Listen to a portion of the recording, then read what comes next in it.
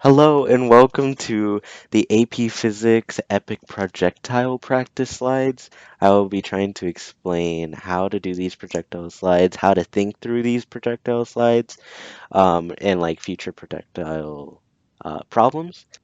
All right, first we have slide two, and slide two it's pretty funny because Stickman drops the physics. So Stickman is dropping this physics right here, okay? It's dropping it downwards as that arrow is pointing. It is dropping it straight down, so straight down off of a cliff. Okay. Air resistance doesn't bother the physics. Okay, so we are counting off air resistance here. Air resistance would just make it a whole different thing. So, and it would make it more complicated. We are just doing um, the basics here. So first it's asking us for number one, sketch a VT graph or a velocity over time graph. But before we sketch a velocity over time graph, we need to consolidate our ideas of what we have in variables. What information do we have to work with, essentially? And the way that you should think of this is that we have two different variables here that can change. We have the x-axis and we have the y-axis. Okay? Think of it as a graph coordinate plane, correct? We have the x-axis, we have the y-axis. So in terms of the x-axis, moving right, moving left. In terms of the y-axis, moving up, moving down. So what do we have in our problem as of now? We have Stickman drops the physics straight down off of a cliff. Our variables for x, and I'll explain this later, and I'll put them down. Velocity, initial of x is equal to velocity final of x is equal to the distance next and time. And we'll also put acceleration. What does the y have? Well, the y has velocity initial of the y-axis, velocity final of the y-axis, distance in the y, time, and acceleration. But this is a different acceleration. Okay. And notice that these things are completely the same. Those things are completely the same. The only thing that changes is if they are x or they are y. Only thing that changes is if they are x or if they are y, pertaining to the x or pertaining to the y. So, what is our velocity initial of the x-axis? So, what you need to be asking yourself is it moving to the right or is it moving to the left? Does it have a speed towards the right or to the left? And in this case, it says it is going straight down a cliff. Straight, meaning no left or right movement. It's just going straight down a cliff. Okay? So that just means that it's 0 meters per second. It has no velocity. It's just undefined, really. Okay? Now the velocity final, and I'll stop writing this because in the slides, the velocity is going to be constant. It's going to be constant. So the velocity final and the velocity initial for the x-axis is going to be constant. In this case, I'll just put it as 0 meters per second. It will begin with the same velocity and end with the same velocity for the x-axis in these types of problems. Then we have the change in the x distance. So the change in the x distance, it doesn't need to go to the right, doesn't need to go to the left. Does it tell us that it goes to the right a certain amount of distance? No, it doesn't. It just says that it was dropped straight down.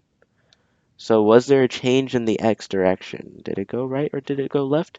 No. There was not a change in the x direction, so 0 meters. Okay, there's no change. Now time, does it say how much time it took? No, it does not. So let's put that as a question mark. And acceleration. For these ones, there is no acceleration of the slides. Inside of these slides, there's no acceleration. So I'll just put a question mark here, but for future, I'm not going to put acceleration for the x-axis. So for the future of this video, I'm not putting this and this because all of these slides go through a constant velocity and a constant um, or a non-existent acceleration. Okay, now we need to go to our y variables. So it says velocity initial of the y. Does this physics object start with a velocity? Now, some of you might say that, yeah, maybe it's starting with the velocity because it's, speeding up. It's actually not starting with the velocity. It would be 0 meters per second. If you had a ball and you dropped it, the first second that you drop it, it will not move. It will have a velocity of 0 meters a second. What moves it is the acceleration of gravity, which will move the object towards the bottom. So it'll be 0 meters a second as of now. The velocity initial is 0. Okay? The velocity final. Well, the velocity final can be defined if it's like over here, over here. We need to find the velocity when it hits this ground. And we weren't provided any of that. Well, we're going to have to do a little bit more work to find the velocity final. So let's put a question mark. Now, is there a change in the y? Yes, there is a change in the y. What is this change in the y? This 30 meters. It needs to travel 30 meters down. You see? It needs to travel 30 meters down. So we're going to put 30 meters. And let's put negative 30 meters because it's going negative 30 meters. Let's count this as 0. That is negative 30. This will be negative 30 down here. And then I forgot another one. Mass. It says mass. Mass. It provides us mass and it's 1.36 kilograms. So let's put that there. Now time is the same time as this. So we don't know. And acceleration. So it's not the same acceleration as in the x because in the y something else is affecting it. It is called gravity.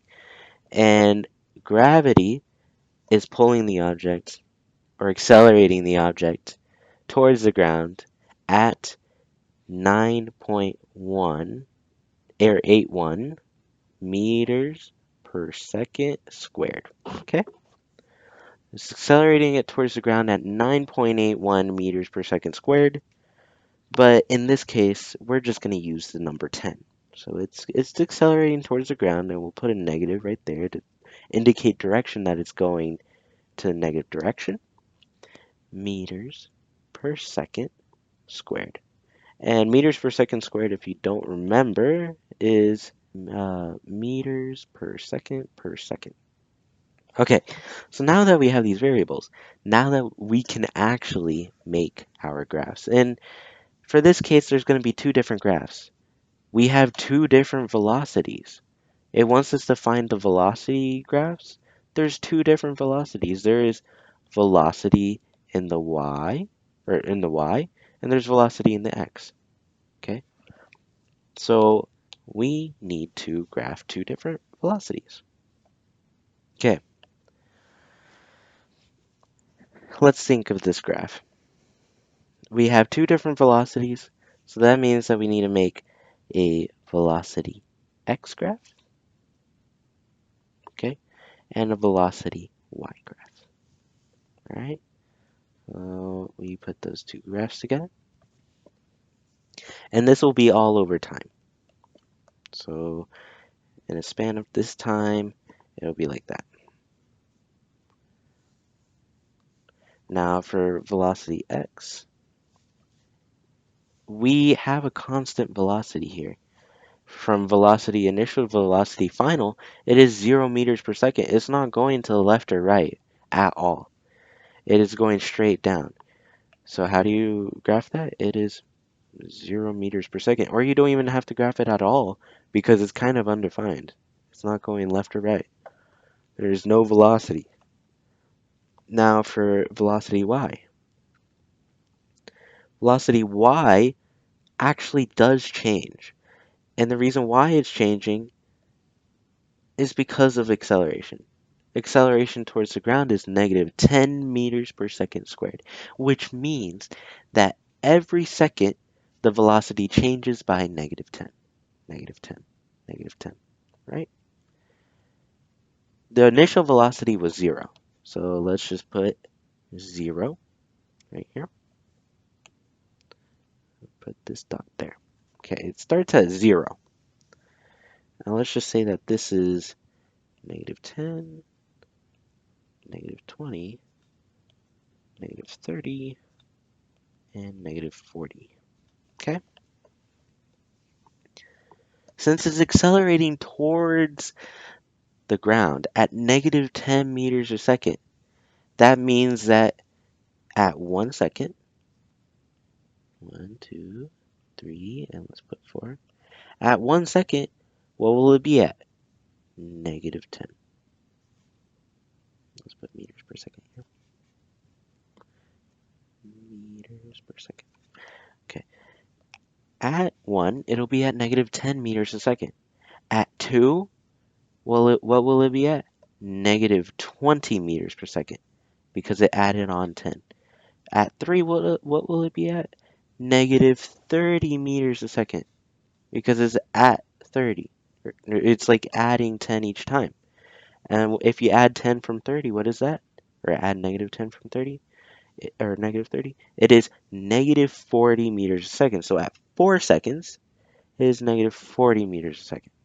So if we were to connect all of these lines, let's see if I can put a line through all of this. If I were to connect all of these lines, it'd make a straight slope like this. And this slope is very important because it is all within this area right here. This area right here, if we were to draw the triangle, this area right here, the area, this is equal to the displacement or the amount that it moved, basically. The amount that it distanced. So this displacement will tell us how far did it go. This will tell us how far it went, this little area here. So if you take that area, you will find how far this object called physics traveled to the ground. Cool. All right. Now, let's go to our second question. How long is the physics in the air? So to calculate how long physics is in the air, we have a couple of formulas that we can use. These are our 3 formulas. And if we were to move back to our slide, it's asking us how long is the physics in the air? Okay. How long is the physics in the air? So we need to calculate how long it takes for the physics to go from here to here. So how long it takes to do 30 meters. And one way you can do that is by looking at these formulas and looking at what variables we have. What variables do we have for the y-axis? Because we need to know when it hits the floor or hits the ground. We have the velocity in the y. We have the change in the x, and then we have the acceleration. So let's look at our formulas. So we have velocity in the y, the velocity original of the y.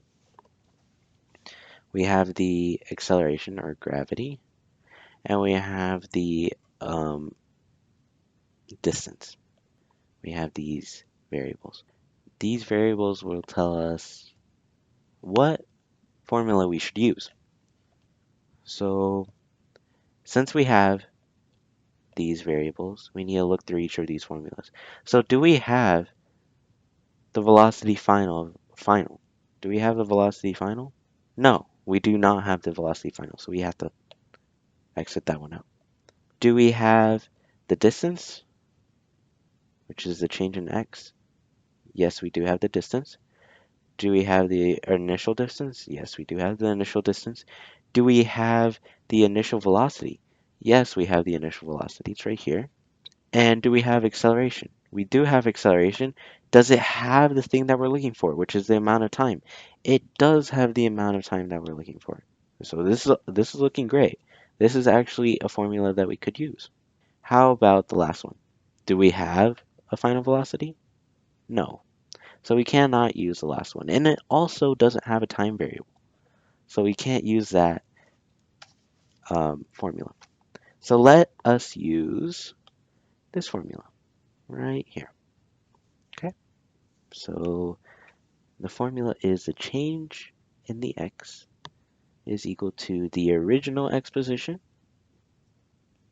in the x position, or in the y position, plus the velocity initial of the time times the time, plus 1/2 times acceleration times time squared.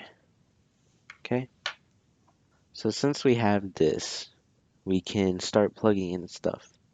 So do we have a change in distance? Of course we do. We have that change in distance in the y, which is the -30 right here. -30 meters. It's going to travel -30 meters. We're sure of that. That's where the ground is. So -30.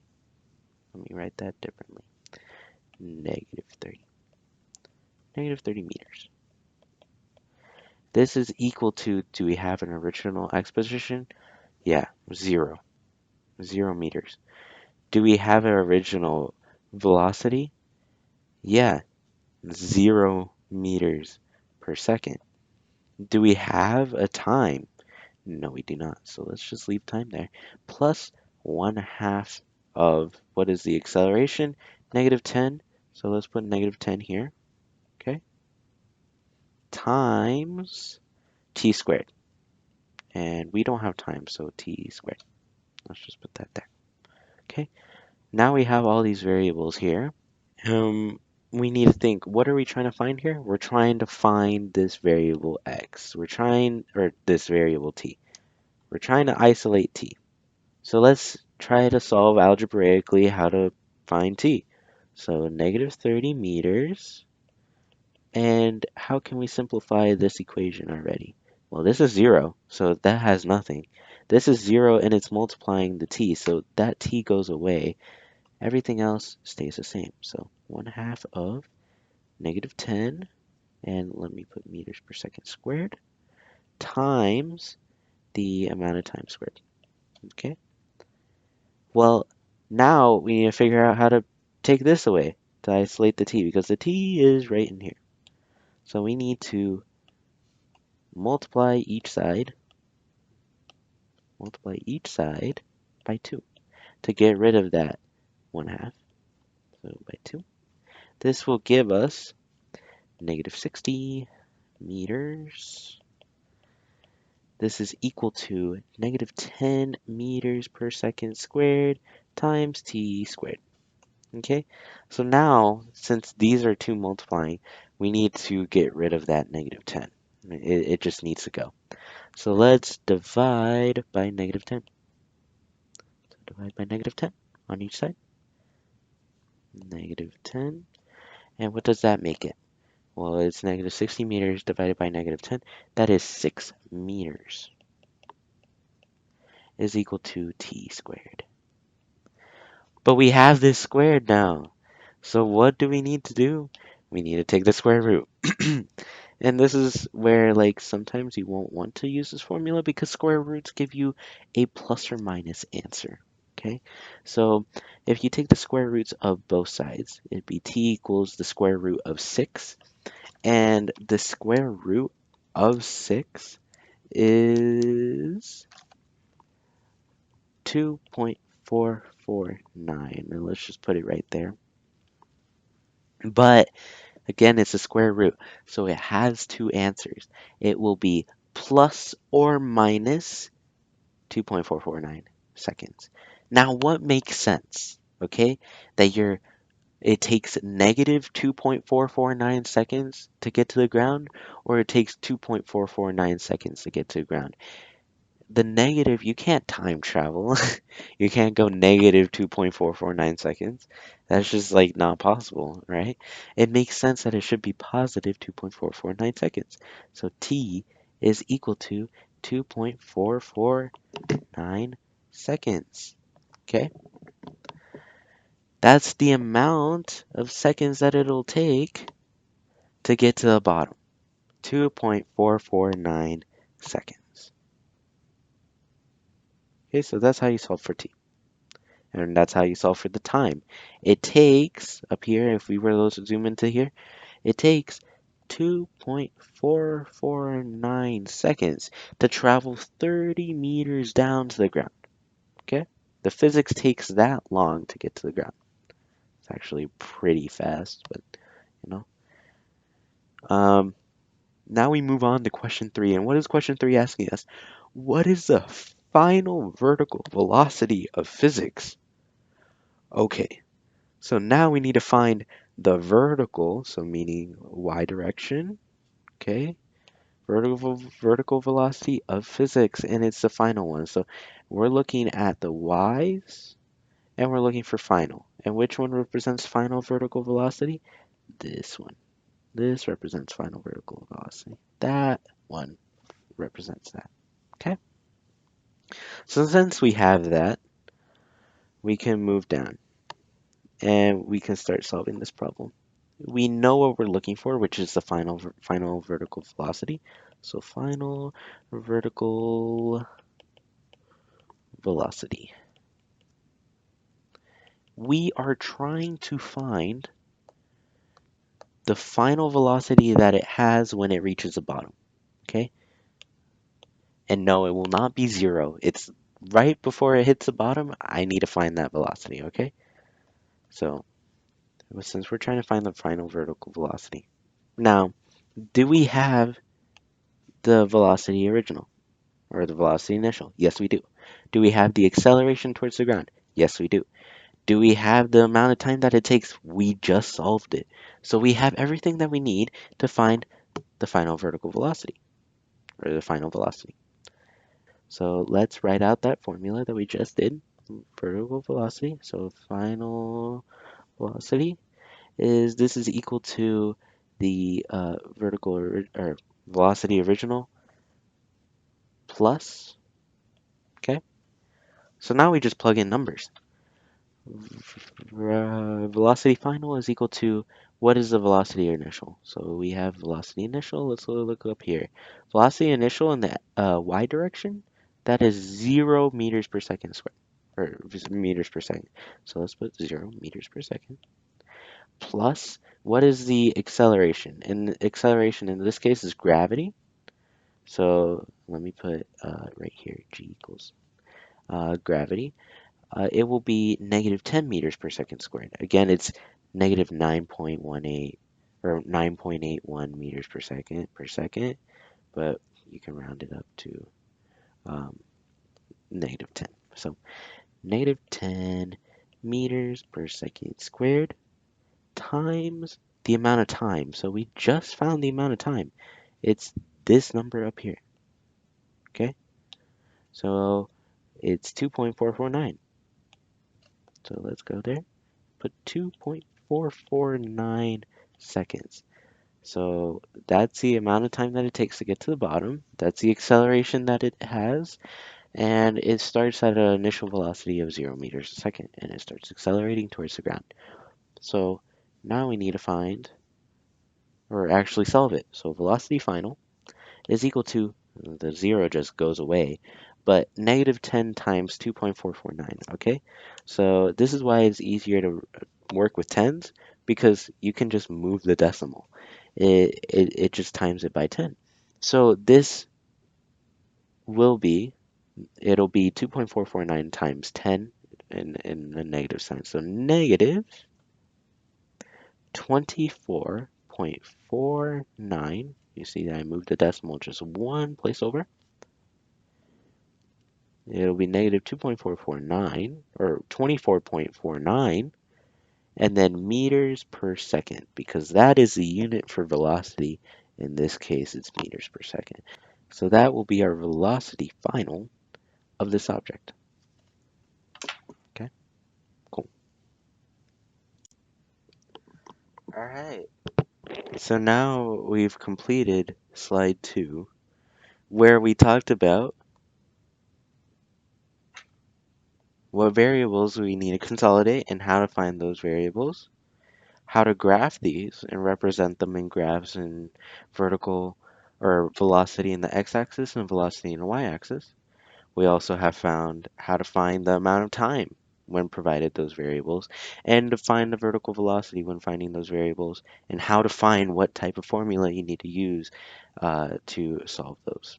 Okay, now we move on to slide 3.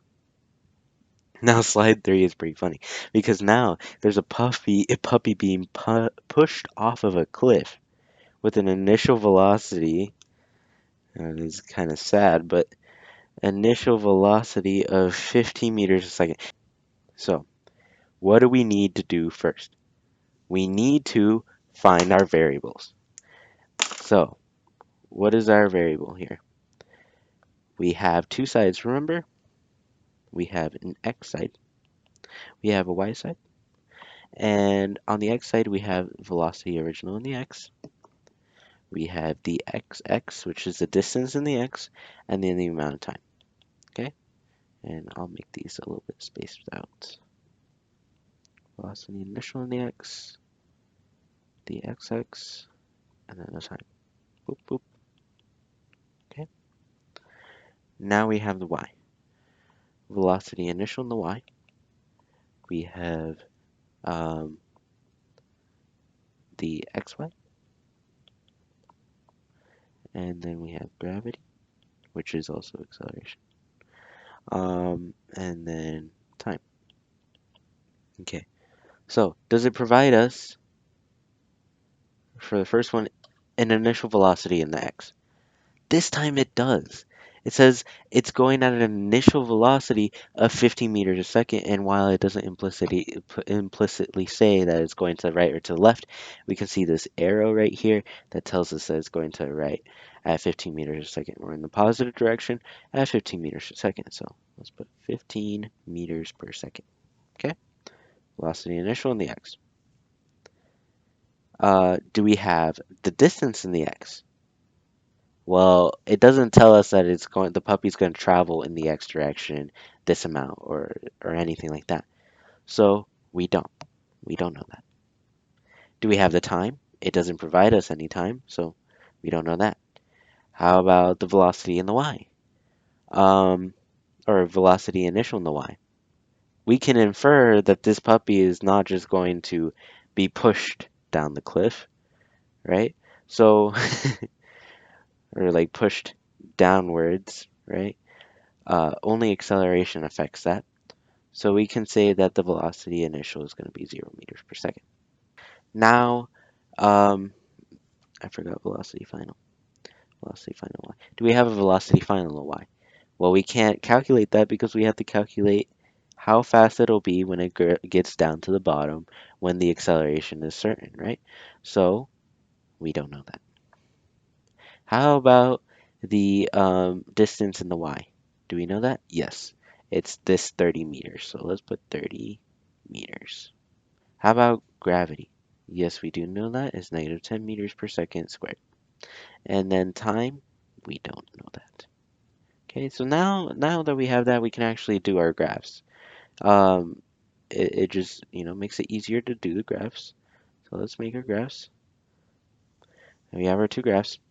One of them is going to be labeled velocity x. One of them is going to be labeled velocity y. And will be, of course, time over seconds. Time over seconds. Okay? For this, do we have a velocity in the x now? Is it going to the right or to the left? This time it is. It's going at 15 meters a second. But is it telling us that it's accelerating in the x direction, or is it decelerating in the x direction? The acceleration here is 0, so really no. And in these problems, the acceleration will be 0. Like the acceleration will be non-existent. So it'll be constant at 15 meters a second all the way through. Okay, so let's just grab a line and put 15 meters per second right there. And it'll be constant at that. So let's grab a straight line. And for the amount of time that it takes, it's going to be constantly straight at 15 meters a second. So it'll look like that. Okay? It'll look constant at 15 meters a second. Now, how about in the y? Well, we know that this puppy is not being pushed down like with an initial velocity. It has an initial velocity of 0 meters a second. It's just accelerating downwards, which is making it go faster. It starts at 0, but it's accelerating. So now that we know that it starts at 0, let's put a dot at 0. And it's going downwards, correct? At -10. So, and then 1, 2, 3, 4. Okay? Now that we know that, the acceleration is basically saying that the velocity is changing every time by that number. So if it's changing every time by -10 meters per second squared, at 1 second it'll be at -10. At 2 seconds it'll be at -20. At 3 seconds it has to add another -10, so -30, right? So at 1 second it'll be at -10. At 2 seconds it'll be at -20. At 3 seconds, you have to add another 10. It'll be at -30. And at 4 seconds, it'll be at -40. Doesn't mean that this object is actually going to get to -40 meters per second before it hits the ground. It's just that's the linear path that it's having. And this is a slope, and the slope is -10 because the acceleration is -10. So your acceleration, if it's a certain number, that's also the slope of your velocity. Okay, that is your slope. And these lines correlate with that. And remember that this area right here is very important because this will tell you the amount of distance that it traveled based on the amount of seconds that it traveled, right? But this will also tell you how much distance it will travel. What is the difference this time? Well, this will tell you how much distance, or let me point it in a different direction. How much distance in x. And then this will tell you how much distance in y. Okay? How much distance is in the x and how much distance is in the y. Let's look here. What is our first question? How long is it in the air? So that is question 2. How long is it in the air?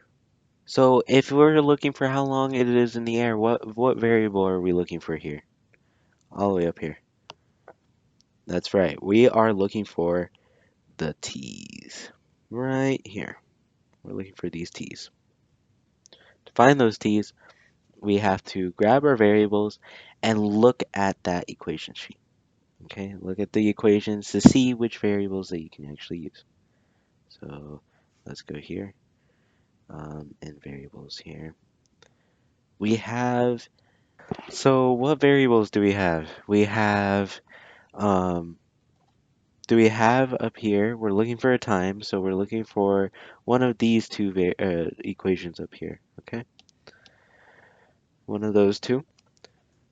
Do we just have a final velocity in the y-axis? And in this case, we don't. We don't have a final velocity. So we cannot use this one. So we hope that this one in the second row works. Do we have a distance in the y-axis, which is that delta x? Yes, we do. We have it. It's 30 meters. Do we have an original x position? We'll call it 0. Yes, we do. Do we have an original velocity? Or in the y direction? Yes, we do. It's 0. 0 meters per second. Do we have a time? No, we don't. We're trying to solve that. Do we have an acceleration, which is, yeah, gravity? Yes, it's negative 10. Negative 10 meters per second per second. So we will use that second equation. All right. So let's go back to slide 3 and let's get that equation here. So this equation is delta x, and this time I'll add the y variable so that it makes sense. Delta x in the y direction, so the change in the direction of the y is equal to velocity y, the original, so void, the velocity original for the y, but also the original position for the x. So x to the original position of the y plus, there you are, plus 1/2 of, and then we're doing acceleration, which is gravity, times time. Let's put that in a different way. Times time squared. Okay? So how does this work? Well, now we're just plugging in numbers. So change in the x and y, we said that there's a change in the x and y that's defined. What is it? It's going down 30 meters. Okay? So we'll do 30 meters. It's going down 30 meters. So let's put this up here. Negative 30 meters. I forgot about that. So it's going down 30 meters. The original x position, if this is negative 30, this will be 0. So let's go to 0. So 0 plus the original velocity of the y direction, it's 0 meters per second. It starts not moving. Plus 1/2 of, what is gravity? We'll just say it's negative 10 meters per second squared, right? Times the time squared. Now, how do we simplify this? This is the same thing that we just did a while ago, okay? We take out the zeros, right? Things that don't have value, and we just put this through here. And it simplifies to negative 10 meters per second squared times time squared, okay? Now to get rid of that 2, we multiply it by 2. That gets rid of that 2. And that means that if we multiply it on one side, we got to multiply it on the other. So 2. Okay, so that's negative 60 meters is equal to negative 10 meters per second squared times time squared. Okay, and now we need to divide by 10. So divide by 10, or negative 10, and then divide by negative 10 over here as well. Okay, and when we do that, we will get rid of these. Okay, and on the other side, it'll just be negative 6, or 6. So it'll simplify as negative 60 divided by negative 10. Those negatives cancel out to get just 6 meters, because 60 divided by 10 is 6, and negative is positive. It'll be 6 meters. This is equal to t squared. Now remember, the t squared, we got to get rid of that squared. Okay, and one way to do that is square root. So square root both sides. And when we square root both sides, we get time is equal to square root of 6. And when we get square root of 6, we will have 2.449, right? And this will be seconds. But remember, square roots have two different answers. Have plus and minus. So plus and minus 2.449 seconds. And just like the last problem, does it make sense if we went back in time 2.449 seconds, like it traveled negative 2.449 seconds? No, It doesn't make sense. It can only travel in the positive seconds, right? So the only answer that makes sense is time is equal to 2.449 seconds, positive, okay? And that is the amount of time that it takes to get to the bottom, just like the last one. Okay, cool, cool, cool. Now, let's get to slide 3, or uh, problem 3. How far will it land? Get up and run playfully. Okay, so how far will it land? Get up and run playfully. So in this case, it's talking about the x direction. So how far will it go this way in the x direction? And to make it more representative in the graph, how far will it land all the way over here? How far will this distance be? Okay, this x. How far will that be? We need to find the distance. And there's only really one distance formula here, and that is here. It finds you the change in the x. Okay, so let's go back. Not this 2 to 3. Okay, the change in distance formula is change in the x, and I'll put it in the x direction this time because we're trying to find how far it goes in the x direction. Remember, we're trying to find how far it goes this way instead of this way.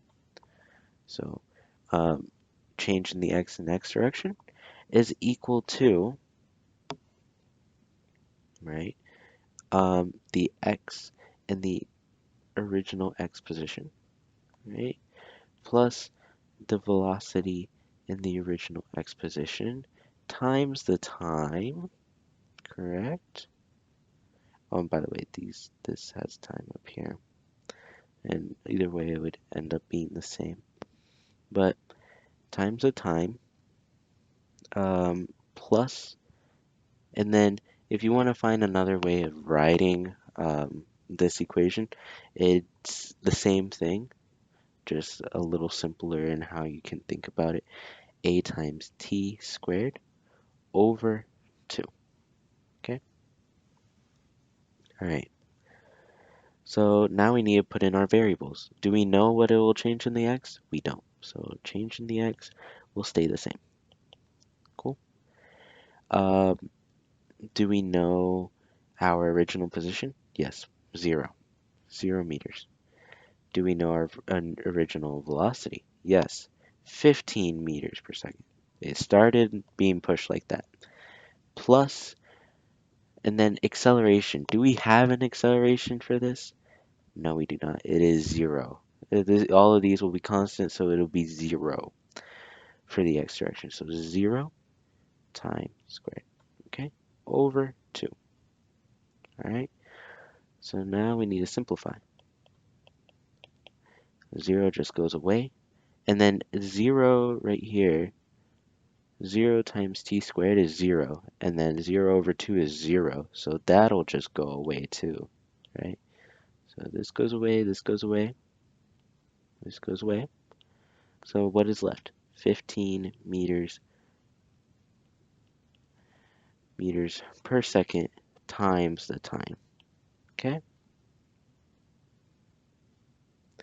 But do we have a time? Yes, we do. And I forgot to plug it in right here. But this time right here tells us how much time it'll take until it lands at the bottom, until it collides. So it's 2.449 seconds.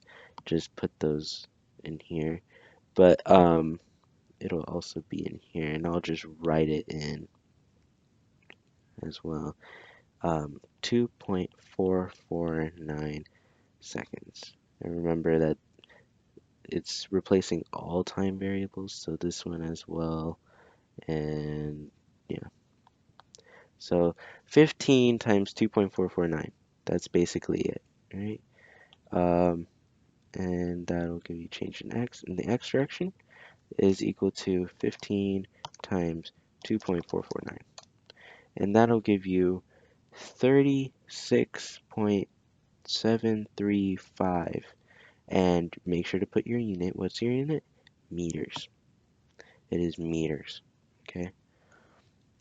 And the way that you find this is when you multiply these two together, it's basically saying 15 times 2 point, or shoot, it is basically saying 15 meters times 2.449 seconds, and then over seconds.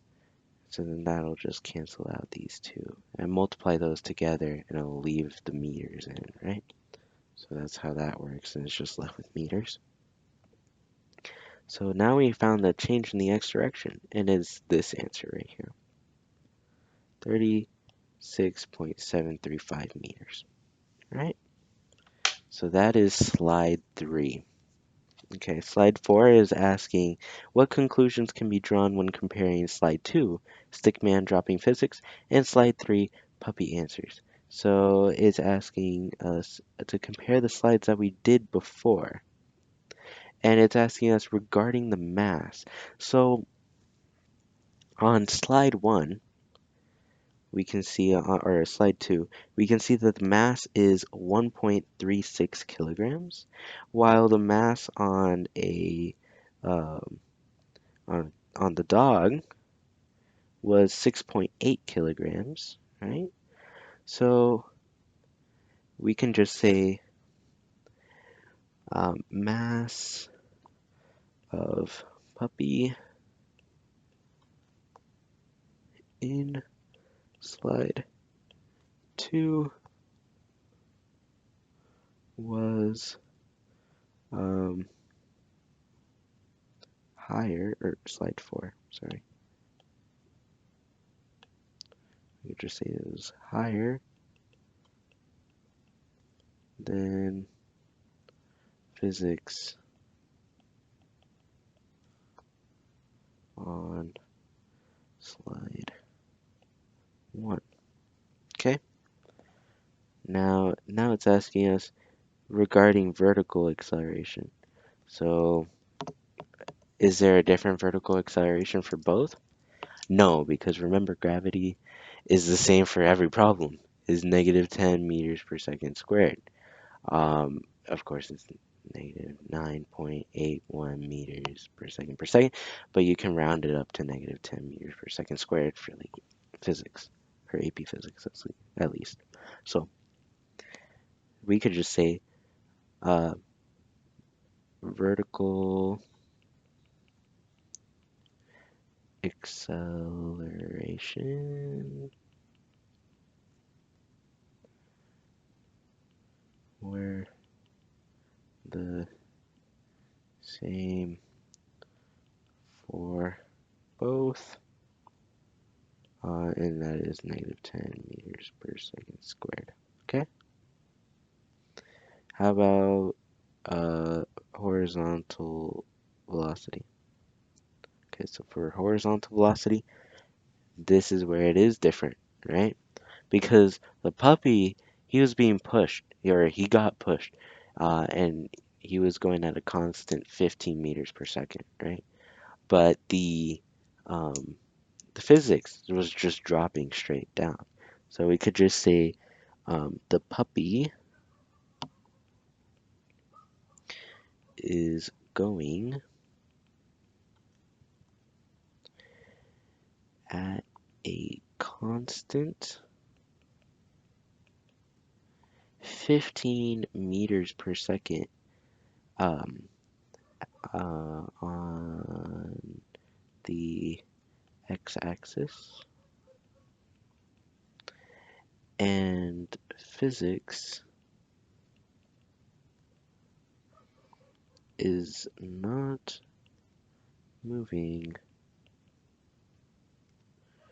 horizontally, so it is moving at a constant 0 meters per second, or it is undefined. Okay. Now we need to go to D, and I'll move down here to write D. Regarding drop height and time object in the air, specifically if the drop height is affected by horizontal velocity. So it wants us to specifically see if the drop height, so um, if the drop, like how high it drops, is affected by the horizontal velocity. Is it going to drop the same, right? So we could say for each of these, the drop height doesn't change for for the objects. The only thing that's changing is the x direction. It's dropping the same in each problem. They both reach the ground at 2.449 seconds, um, and one of them went more towards the x direction, but that doesn't affect the drop height at all. So they're completely different things. So let's see. To write this, you can just say drop height height is not affected by horizontal velocity.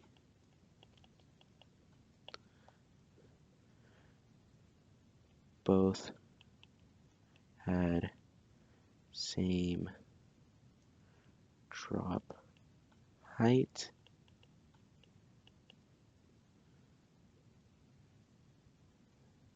and time taken to reach the bottom.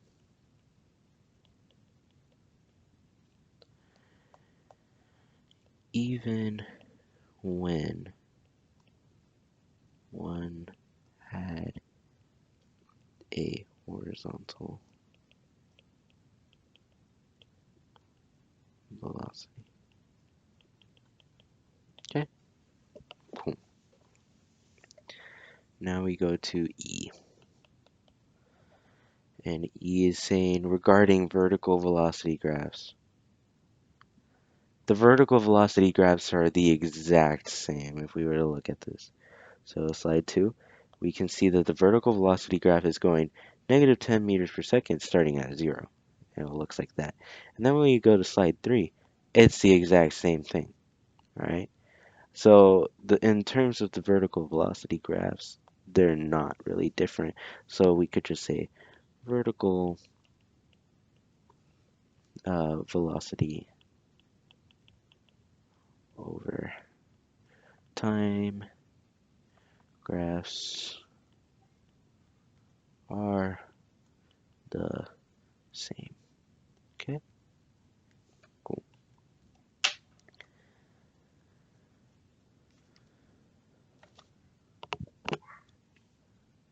So now that we've done that, we have basically just done slide 4. Off to slide 5.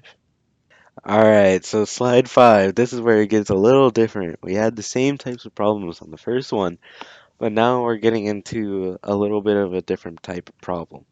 In slide 5, we have a kitten that is, and let me remind you, it is gently kicked, right? It's gently kicked from the ground. It was going 25 meters a second. I don't know if it can be gently kicked at 25 meters a second, but it's very interesting.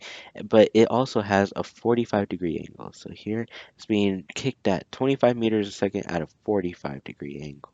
And it wants us to sketch both VT graphs. But first, before we sketch the graphs, what do we have to do? We have to consolidate our variables. We have to find which variables and which data points that we actually have.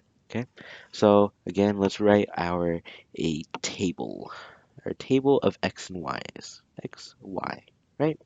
We have the velocity initial in the x, we have the velocity initial in the y, we have the x in the x and the y, x in the y, the distance, right? We also have the velocity final in the, let's write that different. We have the velocity final in the x. We have the velocity final in the y. Cool. We have the distance in the x. We have the distance in the y.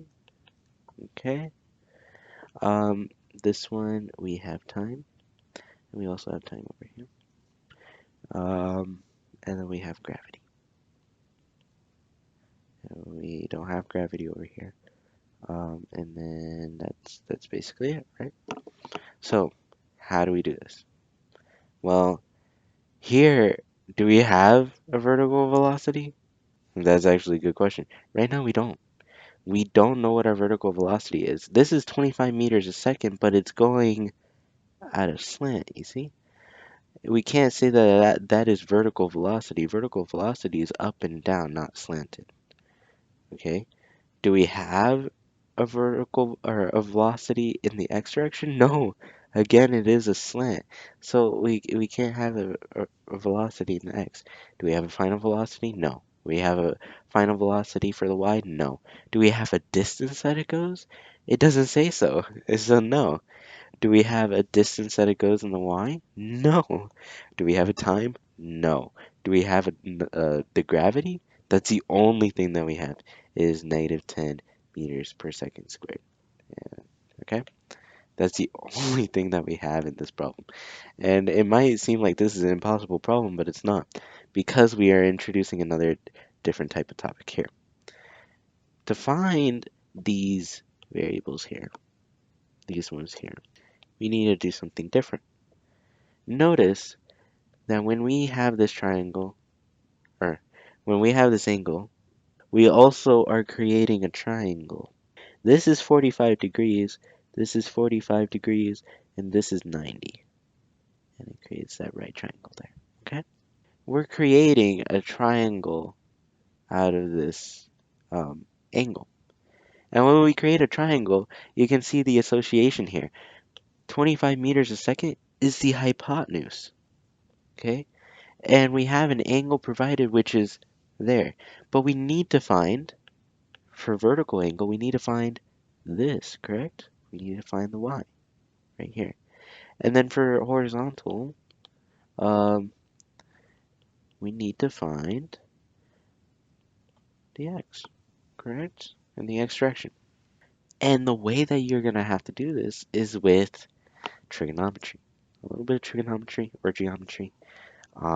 It's not too bad though, because we are going to use sine, cosine, and tangent. Now let me remind you what sine, cosine, and tangent is. You can remember them with this acronym called SOHCAHTOA. Okay, so, um, ca. This is basically telling you sine, that S. Sine is equal to opposite over hypotenuse. This is telling you cosine. So cosine is equal to adjacent over hypotenuse. And then this TOA is telling you tangent, which is that first letter, is equal to opposite over adjacent. And this might not make sense right now, but it will make sense a little bit later. So what does it mean by opposite over hypotenuse, or adjacent over hypotenuse, or tangent over hypotenuse? It's very simple, actually. What it means by these numbers, right, or these definitions, is that opposite of the angle, that is defined as the opposite, okay? Opposite of the angle that you're provided, that is defined as the term opposite. Now, next to it, next to the angle, that is defined as adjacent. And remember, the longest side, which is going to be opposite of the 90 degrees, okay, opposite of that larger angle, it will be the hypotenuse. The hypotenuse is always the longest, right? And that would be the hypotenuse. So Now that we have this, and we're trying to find, let me draw a triangle here. Let me see if I have a triangle. I do not, but I can draw one. If I have a triangle, now let's draw it backwards this time so that you have both angles. This is 90 degrees, okay? You're provided that this, let's just say is 45. It doesn't look like 45, but it's, let's just say it's 45. Well, opposite of that angle will be the opposite, okay? Next to that angle will, next to the angle right here, it'll be adjacent. And then this one right here will be called hypotenuse, okay? So now that we know that, we can look at this differently. We can look at it differently. So how do you find the vertical velocity? Right now we have a velocity that's going like in a diagonal shape. But how do you find it? Well, we're trying to find this side and we're trying to find this side.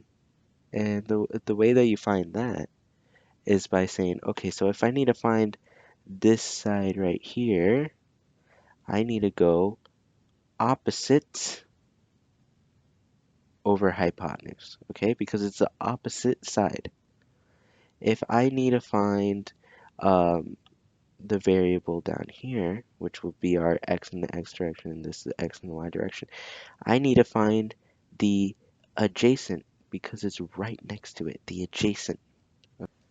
So adjacent over hypotenuse. So this one down here, this will be cosine. This will be using cosine.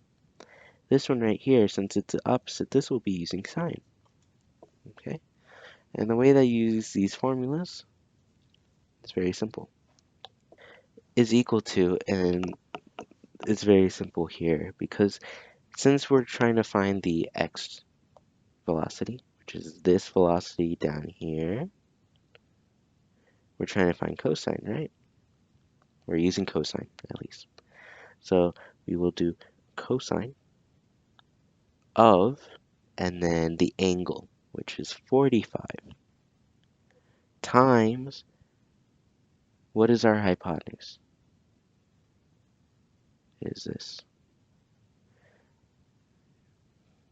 25. Okay.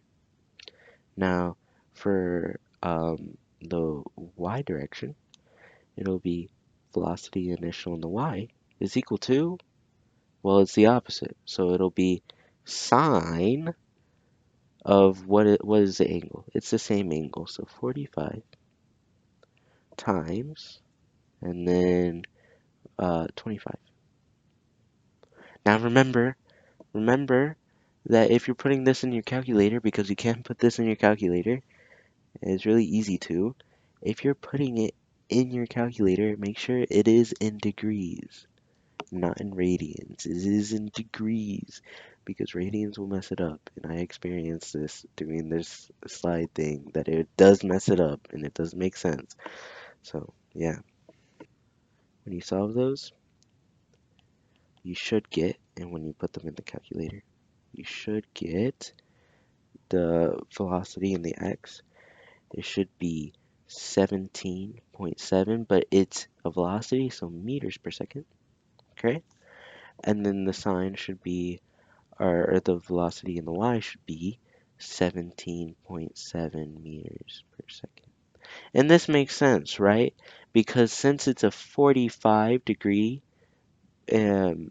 triangle, 45, 45, 90, these two sides here, would be the same because it's a 45, 45, 90. No angle is different. They are not all three angles are different. There's a 90 and a 45, 45. They should be kind of equal. So now we have the change in the x direction. We have the velocity final in the y direction.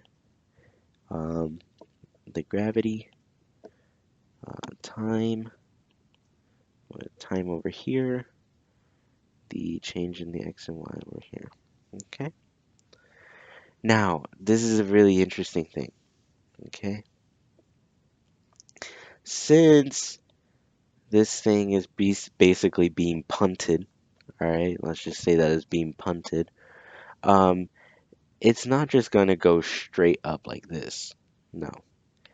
Just how gravity works, and you can see this by just kicking a soccer ball or doing anything, it goes like this in a parabola shape, okay? And this is really helpful because in this parabola shape, you're going at initially 17.7 meters per second up. So you're going up 17.7 meters per second. You're going all the way up until the vertex. And when it hits the vertex, it hits zero because gravity is working against it until it hits 0 meters per second, that vertical velocity. And when it hits 0 meters per second, what happens? It starts to return back to the ground because gravity is bringing it back down. So now you are going back down. But this also means it has to be 17.7 meters per second, just in the negative direction. Why? Because these times going from initial to the vertex and from the vertex to the initial is basically the same thing. You're going from 0 to, or, well, you're going to a 0 point, which is here, and then you're accelerating down. That's basically it. And then here you're going from a initial velocity, but you're going downwards to 0, right? So it has to be negative 17 because it has to move the same amount of time, the same amount of distance, just downwards. So that's why we can say that the object is moving negative 17.7 meters per second in a negative direction. All right, and that will be in the final. Okay. Now, do we have a change in the x? Uh, doesn't say one. Do we have a change in time? It doesn't say one. Do we have a change in the y? Doesn't say one. Does it have a change in time? Does it say one? Well, gravity, we know is negative 10 meters per second squared. Okay. What is the first question now that it's asking us, right? Since now we consolidated all these variables, it took quite a bit of time to do that. Now we have to actually make the graphs. Okay, so let's make these graphs. We have this first graph, and this will be v of x, change in x, and this will be time in seconds. Okay. The initial for the velocity is 17.7 meters per second, but since it's constant, these problems are constant, it will always be moving at that, okay? So again, this will be a constant. This will be constant at 17.7 meters per second, right? So let's draw a line on that dot, 17.7 meters per second, just a straight line. Now, for the y-axis, this is where it gets interesting. V of y over time in s, okay? So let's think of this in a way here. 17.7 meters per second. Because it starts at 17.7 meters a second, right? But what is it doing each time? Correct? What is it doing? It's going down by negative 10 meters a second because of gravity, right? So it's going in a direction that is similar to just like this way, correct? But there's something that we need to consider here.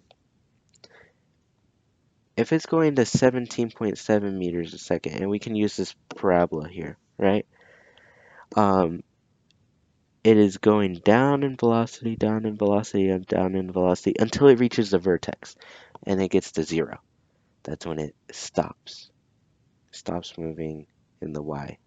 Okay, it starts to tip over, and when it starts to tip over, is moving downwards. Instead of moving upwards, now it's moving downwards. It's moving downwards at negative 10 meters a second.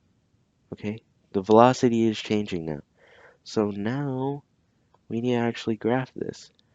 If it ends at negative 17 meters per second, so we gotta put negative 17.7 meters per second. But the graph will now look like this. Okay? And the reason why the graph will look like this is because as it's going up, it's slowing down because of gravity. But then when it starts to come back, it starts to speed up because of gravity. Gravity is working against it until it reaches its vertex, and then it's working with it as it's going down. Okay? And remember, this is very important. This space here, it tells you total displacement of the object in the y direction. Okay? Um, but that's basically why it'll look like this, because it's slowing down as it's going up. So the velocity is going down as it is going up. Okay? And since it's going down as it's going up, it reaches a point when there is no velocity and it starts to go down. It continue go down to the continuance of that acceleration. Question 2. How long is it in the air? So what are we trying to look for? We're trying to look for time. T? Time. Okay. But now, this is a really interesting tactic that you can use for this. Since we know that the acceleration is negative 10, right? We know that we need to find the amount of times that the acceleration is going down by negative 10. So right here, we have an initial velocity of 17.7, right? But we need to divide that by 10 because that just tells us the amount of times that the velocity changes the acceleration. And that is 1.7, 1.77, right? So as it's going down, it's 1.77. That's how much it changes before it gets to 0. So we could just say that this midpoint right here, we can say that that is a time of 1.77 seconds. And the reason why is because it accelerated at negative 10 meters per second, or decelerated at negative 10 meters per second in a negative direction, which gave it that. Have that 1.77 seconds is because every single time there's 1 second that passes, it decelerates by 10 meters a second. So the velocity is constantly going down, as you can see with this slope, right? So we need to find how many sets of 10 there are in 17.7 seconds, and that is 1.77. So that means that it has to decelerate 1.77 times to get to that 0 point.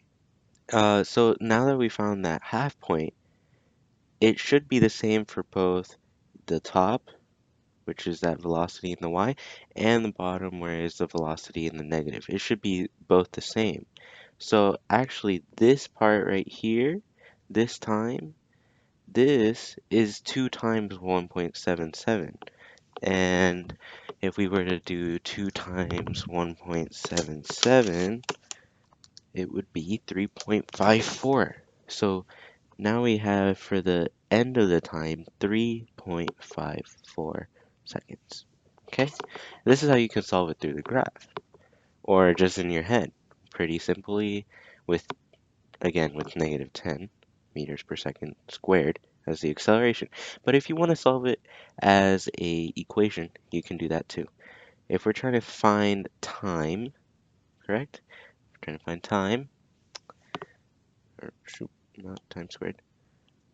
You're trying to find time, all right? You need to find an equation that'll give you that. So we have the x and y values for like the velocities. We don't have a time, we don't have a distance, we have an acceleration, we have a final velocity and an initial velocity. So what equation will work on this? If we were to look at the first one, we have a final velocity, okay? We have an initial velocity in the y. We have an acceleration, and we're trying to find time. It has that variable. So this could work. The second one, do we have a distance? We do not. We do not have a distance. We do not have that distance, so we can't use that one, okay? How about this one? Well, we have a velocity. We have a velocity initial. We have the acceleration. We don't have the distance. And also, it doesn't have the variable time, so we can't use that either, okay? So not that one. So let's then use that top one then, all right? This top one is velocity final equals velocity initial plus acceleration times time. So let's go back to 5. Let's write that down then.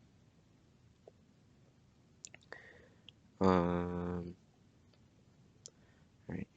So velocity final is equal to velocity initial plus acceleration times time. Now let's put this in the y form. So velocity final in the y is equal to velocity initial in the y times acceleration in the y times time.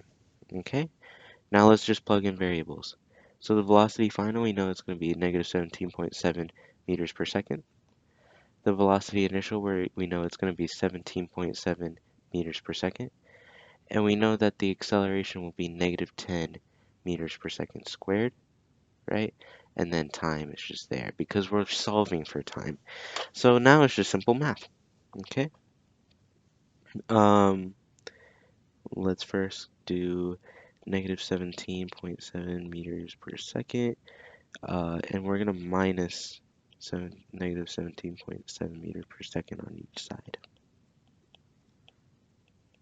Okay, and what will that give us? That is 17.7 times 2, which is negative 30, or negative 17.7, so negative 35.4 meters per second. This is equal to negative 10 meters per second squared times the time. To separate that time and then negative 10, you divide by negative 10 meters per second squared. You get rid of that, and you divide by negative 10 meters per second squared. Okay. And what will that give you? Well, that meters per second will cancel out with that meters per second. But since there's 2 seconds, it's seconds squared, that means that one of the seconds is still left. So it's 35.4 divided by 10, which is 3.54, right?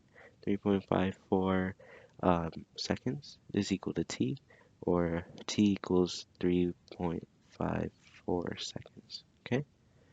So that'll be our answer for that, because we use this equation up here to find this time, okay?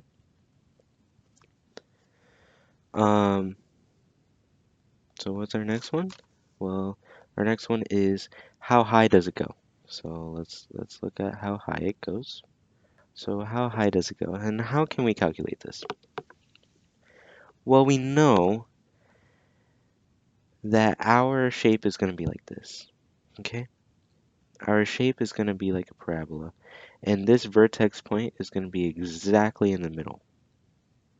So what time will it be exactly in the middle if we were to divide this vertex time into 2? We just found how long it'll take for it to fly in the air across.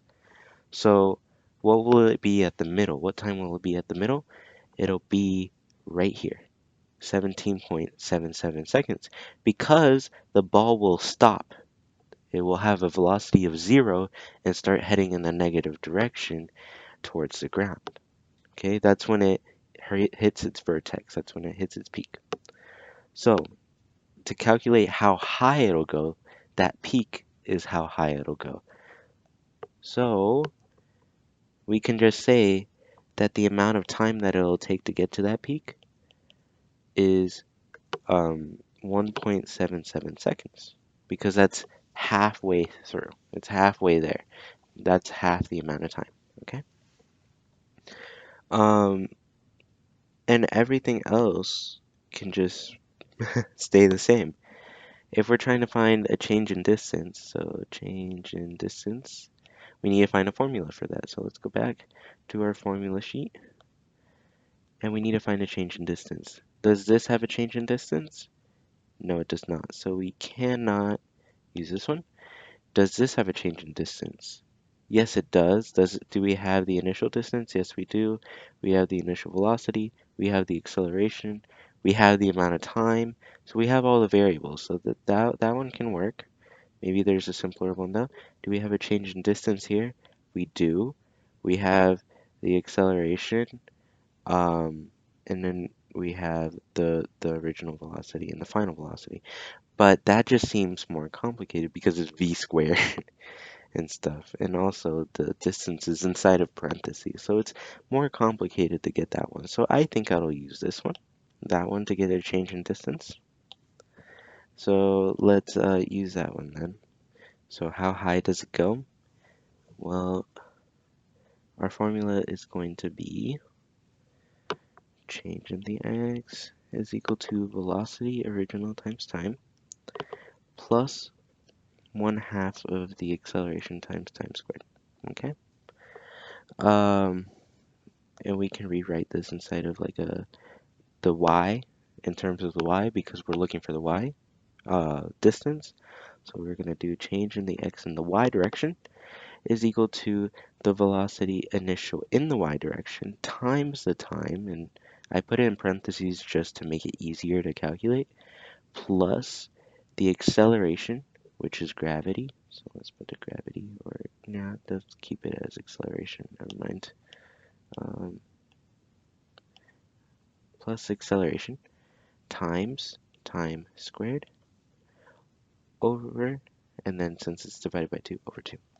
Okay, so now we just try to basically solve it. Change in distance, we don't know what it is. So change in distance, we don't know what it is. The initial velocity, we do know what that is. It is going to be 17.7 meters per second. That's what it started with, okay, as it was going up. And that was for 1.77 seconds to get to the vertex. And then now you're trying to add like the acceleration that it had, or subtract. In this case, it's subtracting like an acceleration. It's pulling it down so it has an accurate amount of distance in terms of how much time it took. So negative 10 meters per second squared um, times 1.77 squared, okay, over 2. So now we just solve this, and I'm gonna solve um, this part first. So let's go ahead and do that part. Is equal to 17.7 times 1.77. Okay, and that is 31.329 meters per second. But that's because it doesn't have gravity working against it, right? So now you have to calculate the gravity. So let's calculate the gravity, which is over here. So that is negative 10 times 1.77 squared. And that'll get you negative 31.329, but you have to divide that by 2. And that'll give you negative 15.6645. And I wrote that in the wrong. Um, Negative 15.6645, correct? And so now you just subtract these.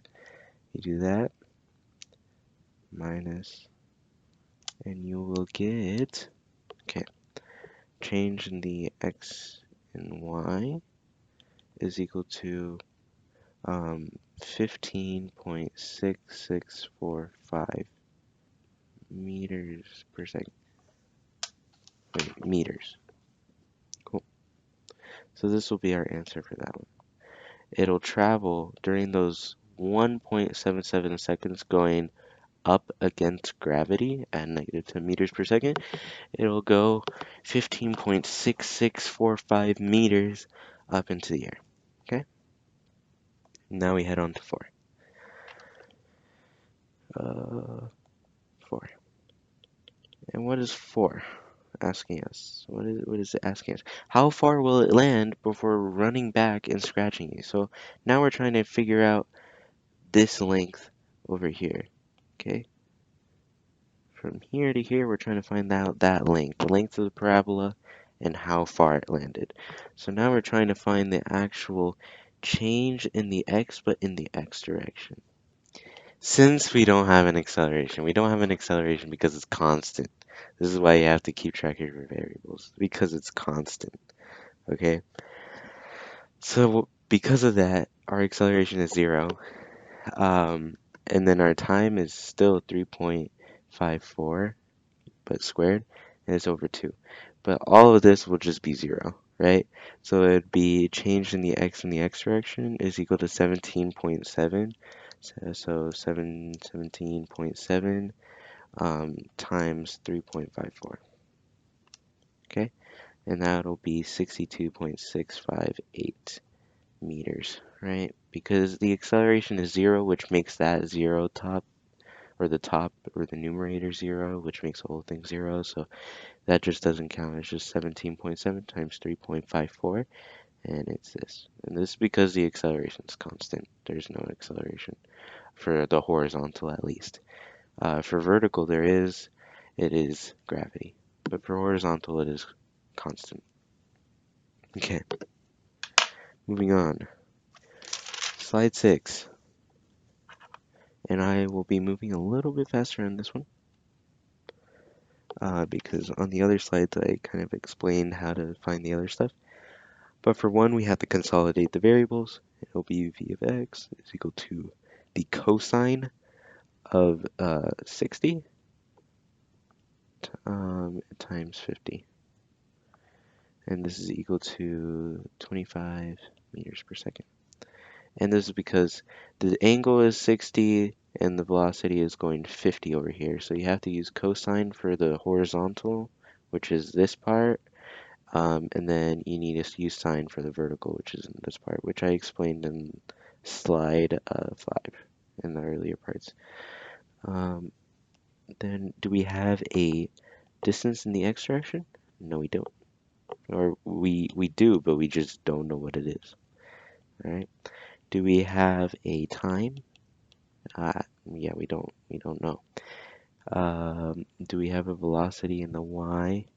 This should be sine of 60, and this is times 50.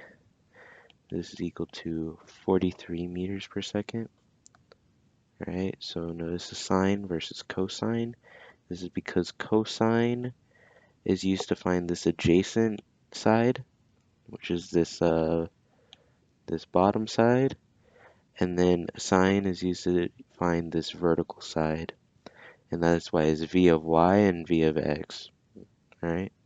Since the velocity initial is 43 and it's moving in a parabolic relationship, it should be negative 43 meters per second, as in the last question. And then do we have a change in the x and the y? We do not know.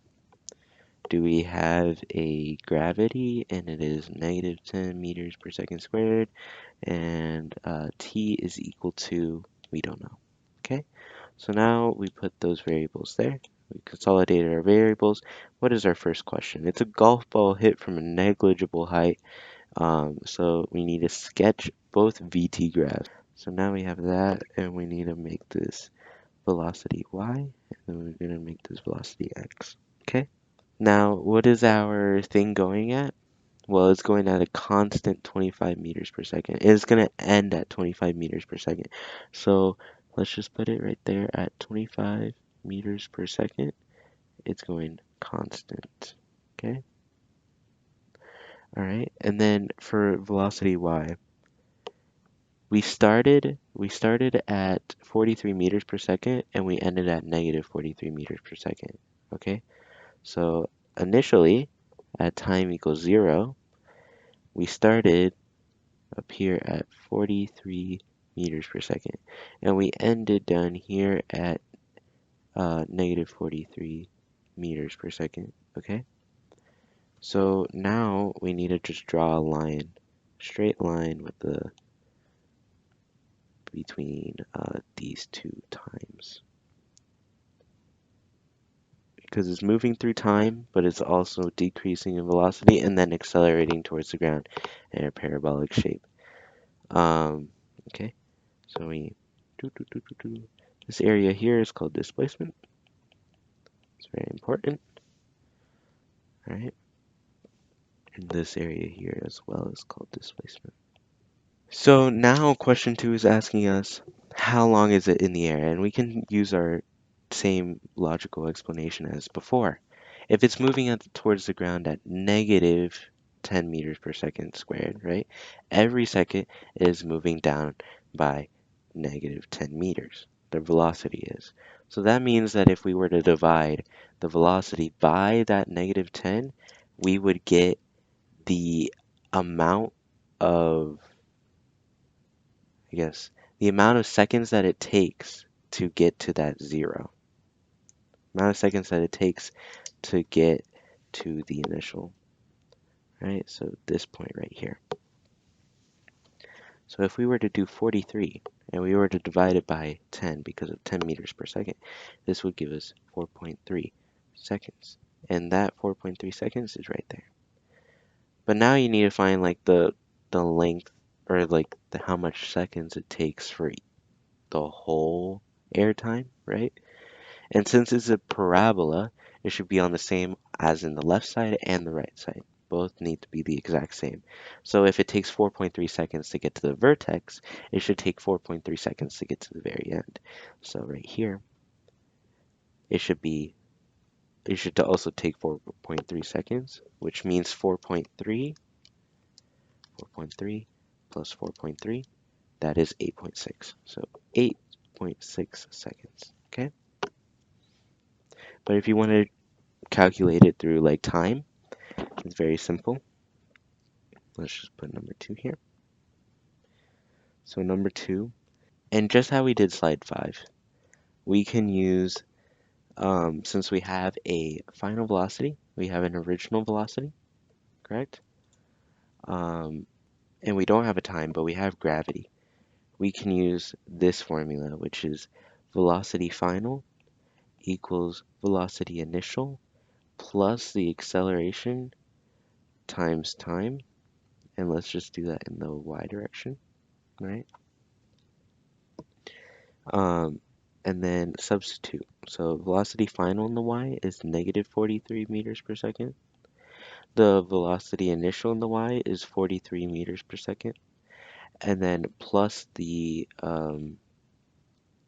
acceleration, which is negative 10 meters per second squared, times the time. Okay? So now you solve. Negative 43 meters per second, negative 43 meters per second, that'd be negative 86 meters per second is equal to negative 10 meters per second squared times the time. To separate that, you divide by negative 10 on each side and divide by negative 10 meters per second, meters per second squared. There you go. To take those out, it should give you 8.6 seconds is equal to t, or t equals 8.6 seconds, okay? And that's how you solve for the time. 8.6 seconds is the amount of time that it takes to get to, or the amount of time that it is in the air, okay? That's how you calculate.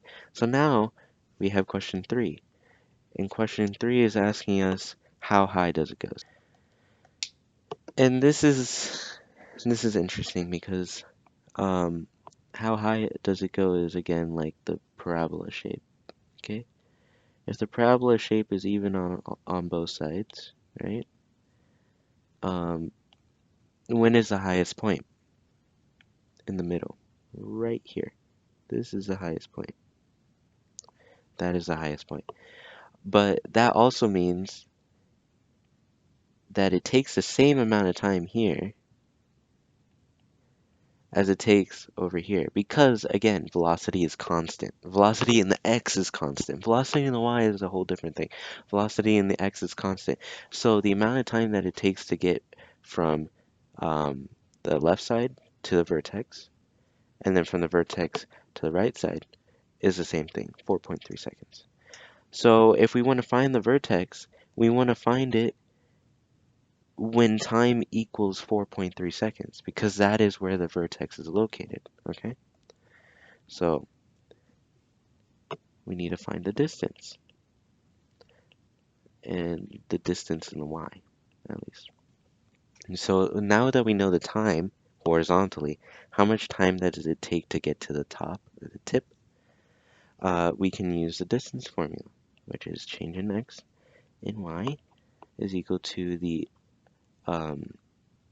distance initial plus the velocity initial of the y times the time plus the acceleration times the time squared over 2. Okay? And this will give you change in the x and y is equal to 0, because our initial position in the x is 0 plus the velocity initial, which is 43 meters per second, okay, times the amount of time, which is 4.3 seconds, plus the acceleration, which in this case is negative 10 meters per second squared, times 4.3 seconds squared, okay, over 2. And you might be wondering, why did we put gravity? This is because we're trying to calculate the distance in the y axis. We just use the horizontal axis, the horizontal x, to find the amount of time that it takes to get to the vertex. And once we found that, we can use that for the horizontal or the vertical y. Okay? So now we just calculate this. And that'll give us 184.9 meters per second squared, plus negative 92.45. And what will that give us? What will that give us? It'll give us, let me fix this. Right. Okay. It'll give us the change in the x and y is equal to 92.45 meters. So that means that it went up in the air 94 or 92.45 meters. That was the vertex. That's how high it went, which that's pretty freaking high. That's pretty high, if I were to say so. Okay. So now we have 4. And 4 is asking us, how far will it go?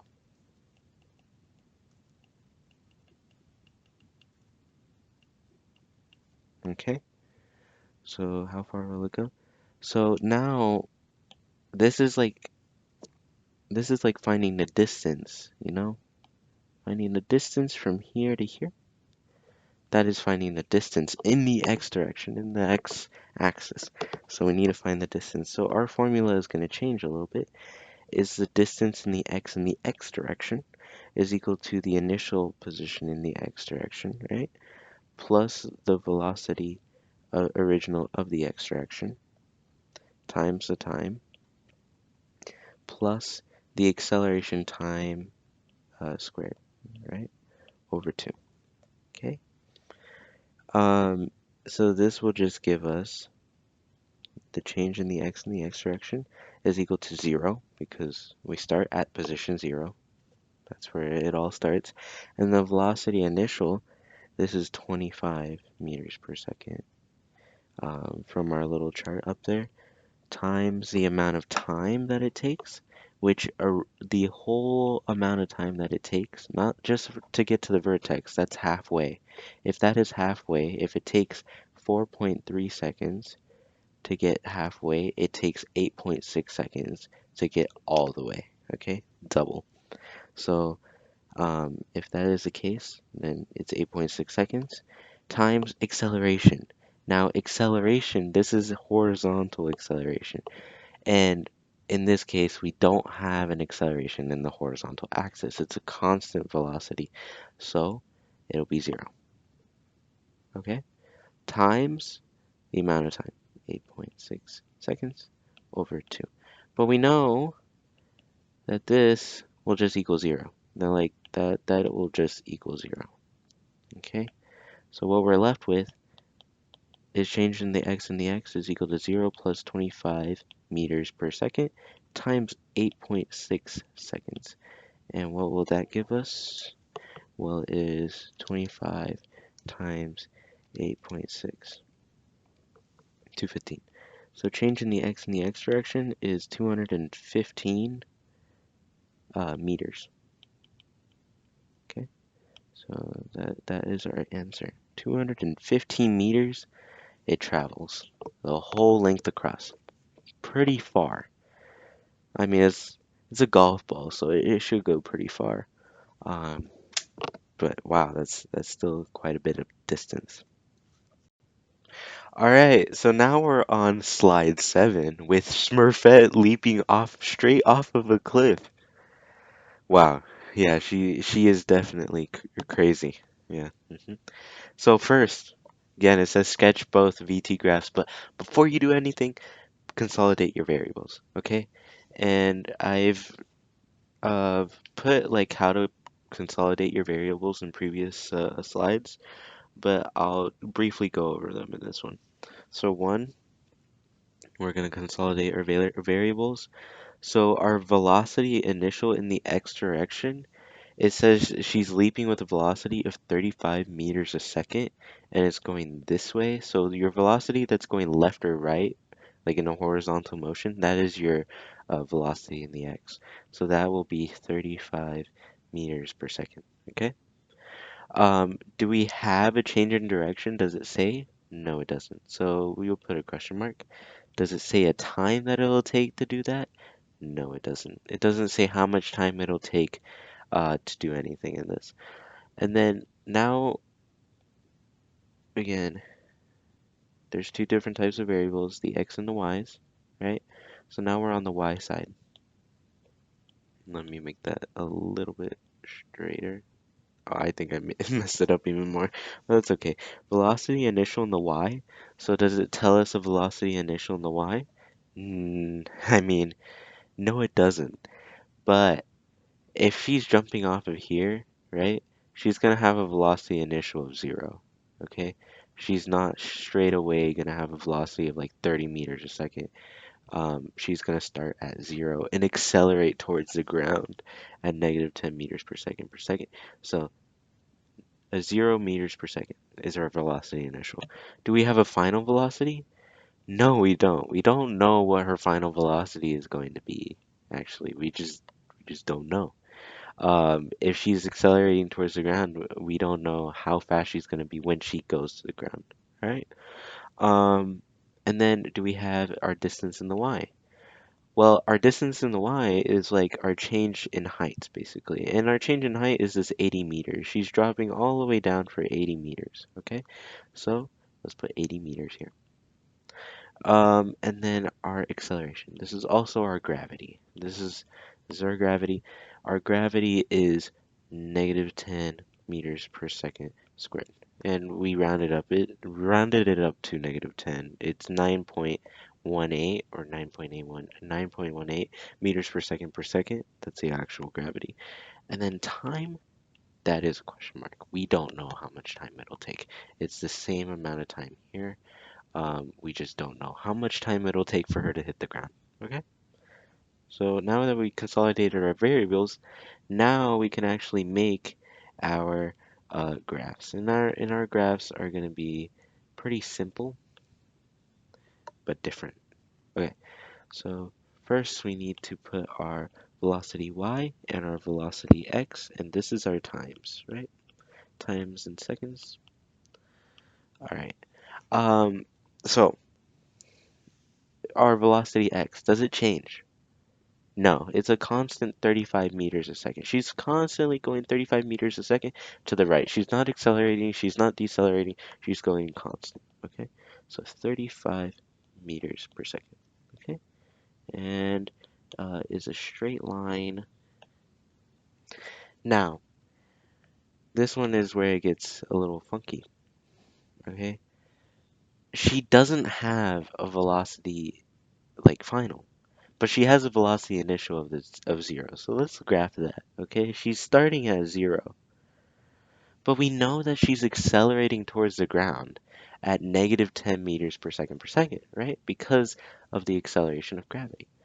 So on each of these, we're going to have to put negative 10, negative 20, negative 30, negative 40, etc., right? Well, every second, so let's put the amount of seconds, 1, 2, 3, 4.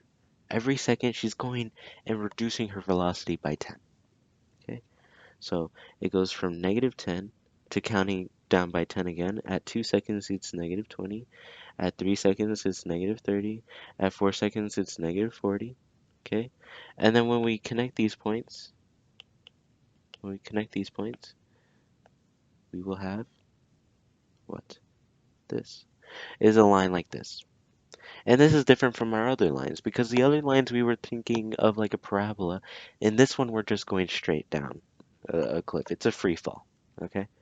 So now this area right here, this is your displacement. Very, very important. And I explained in other slides why. It's because that's your distance. That's the amount of distance that was covered during that time. Okay, and this too. This is distance, but in the x direction. Okay, so those are your two graphs. And then our second question is, how long is she in the air? So we're looking for time again. Okay, so the way that you can find this is how you found the time for every other single one. Okay. Um,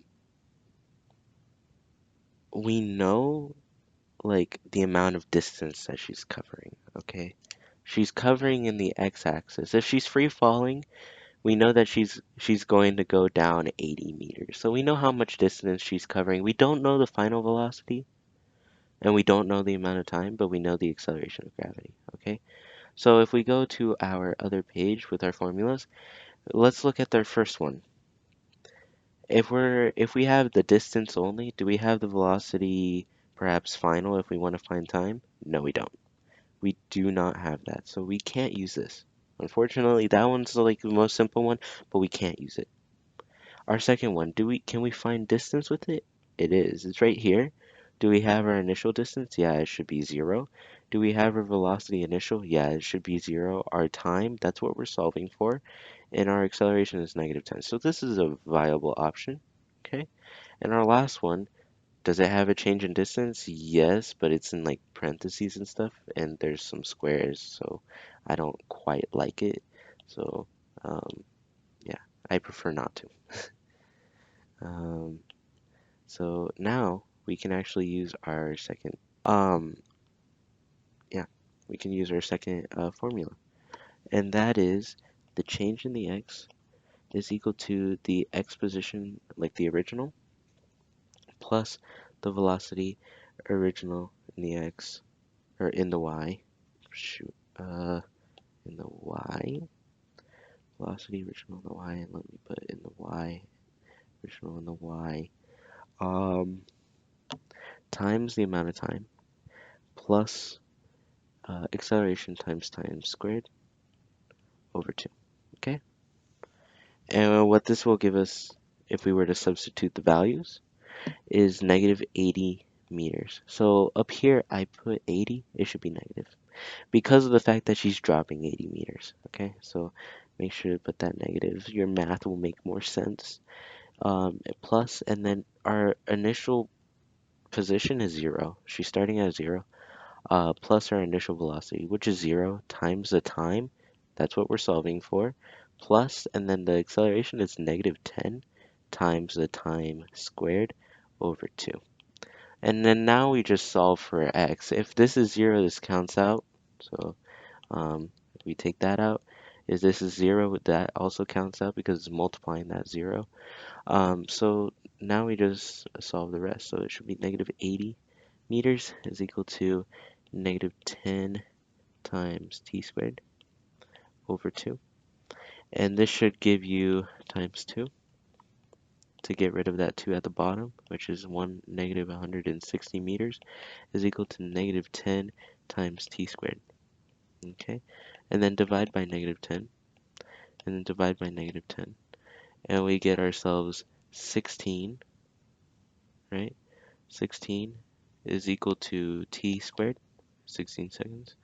And then since we have that squared, we have to take the square root of each side. So that means t is equal to plus or minus 4. But does it make sense if it was minus 4 seconds? No, it doesn't. So it has to be t equals 4 seconds. Okay, so now that is our answer. T equals 4 seconds, and it takes 4 seconds to do that. Question 3, right? And question 3 is asking us how far from the edge of the cliff will she go? So let's put question 3 over here. Oh, wrong color. Question 3. How far from the edge will she go? And this is basically telling us or asking us how much distance is she going to cover in the x direction, okay? How much distance is she going to cover in the x direction? So we're dealing with that. What is the distance formula again? If we're trying to find distance, it's this type of formula, but for the x direction. So we will do that. Change in the x direction is equal to the x original position plus the velocity original in the x direction times the amount of time plus the acceleration times the time squared over 2. Okay, so now that we have that, we just plug in numbers. We don't have the distance, but we have the original position, which is 0. Okay, so change in the x is equal to 0 plus the velocity initial in the x, which is 35 meters per second. So 35 meters per second times the amount of time. And we found that in order for her to fall all the way off the cliff, right, it's going to take her 4 seconds. It's going to take her 4 seconds to get to the bottom. So that means that it's going to take her 4 seconds in this case. She's going to stop at 4 seconds. So 4 seconds. Plus the acceleration. And in this case, there's no acceleration. The velocity is constant. It's not changing. So the acceleration is 0 times the amount of seconds squared over 2. Okay? So now we just cancel stuff out. The 0 goes away, but then this 0 cancels out that because it becomes 0, and that makes this whole thing 0. So then now you're left with change in the x direction is equal to 35 meters per second times 4 seconds. And then you have the change in the x direction is equal to 35 times 4, which is 140. So it'd be 140 meters. Okay? That's how many meters it's going to cover in the x direction. So she's launching. She's going. She's falling off the cliff and going in the x direction 140 meters. She gets the bottom in 4 seconds. That is quite the amount of speed. She is definitely crazy. Okay, that is slide 7. At a 35-degree angle and is going 23 meters per second. Um, and yeah, that's basically it. But it wants us to sketch both VT graphs. But remember, don't sketch the VT graphs before you do your consolidating of variables. So let's do that. Here you have an x and a y side. And over here you have the velocity initial in the x. you have a amount of distance in the x, you have the time, and then you have the acceleration, which is always equal to 0. And then over here you have the velocity initial in the y. You have the velocity final of the y. You have the amount of distance in the y, and you have the acceleration, which is equal to gravity, which is negative 10 meters per second squared. And let's just fill that one in. Okay, so now we look back at the variables. Velocity initial dx. It's an angle. This thing is going at an angle. This is not horizontal like this, okay? So we're gonna have to do something different. We're really gonna have to do something different. The way that we're gonna have to do it is through trigonometry, which means that we're gonna have to take the cosine of 35 and then multiply it by 23. And the reason why it's cosine is because if you take this angle, you take the adjacent side, which is this, and adjacent over the hypotenuse in trigonometry, that is cosine. Okay, so that's why we're using cosine. You just do cosine times 35, or cosine 35 is equal times 23. Yeah, and you will get a certain answer. You will get a certain answer. And that certain answer will be, if you were to solve it, 18.89. So 18.89 meters per second. Okay. Now that the velocity is in y, so this time we're going up and down. So the y-axis. So that means that we're going to need to use sine, because sine, again, is opposite. So opposite of the angle over the hypotenuse. Okay, so that's why we're using sine. So it'd be sine of 35, and you multiply that by 23. And you get yourself 13.19 meters per second. Okay, so now that we got those, we can move on. So the distance in the x, does it say how much distance it'll go? No, because it doesn't specify how much time it'll go, right? So no. If we just said that it doesn't specify how much time, so we don't know.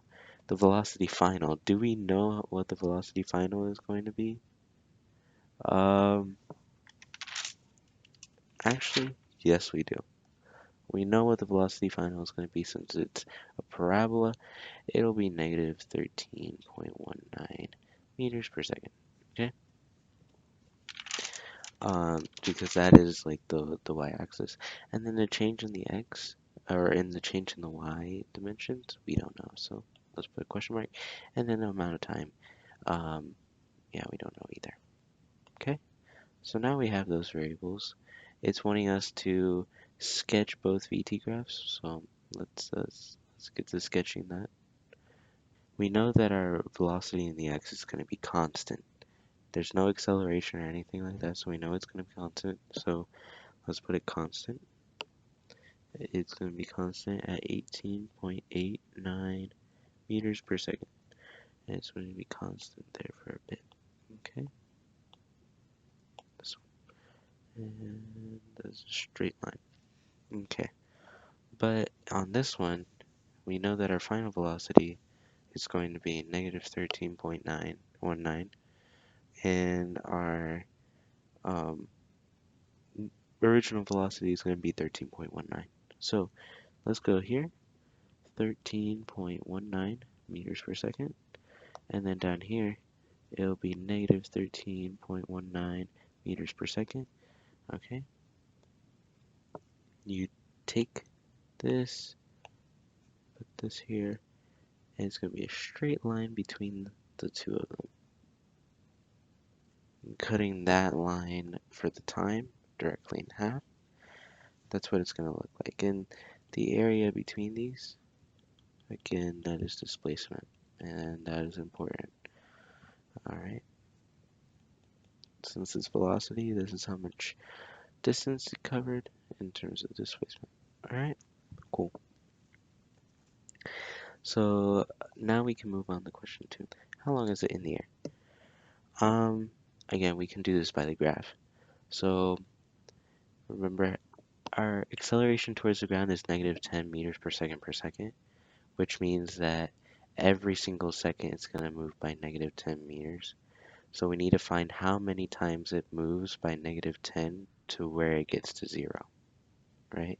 So we can do 13.19 meters per second, and we can divide that by 10 meters per second squared, right?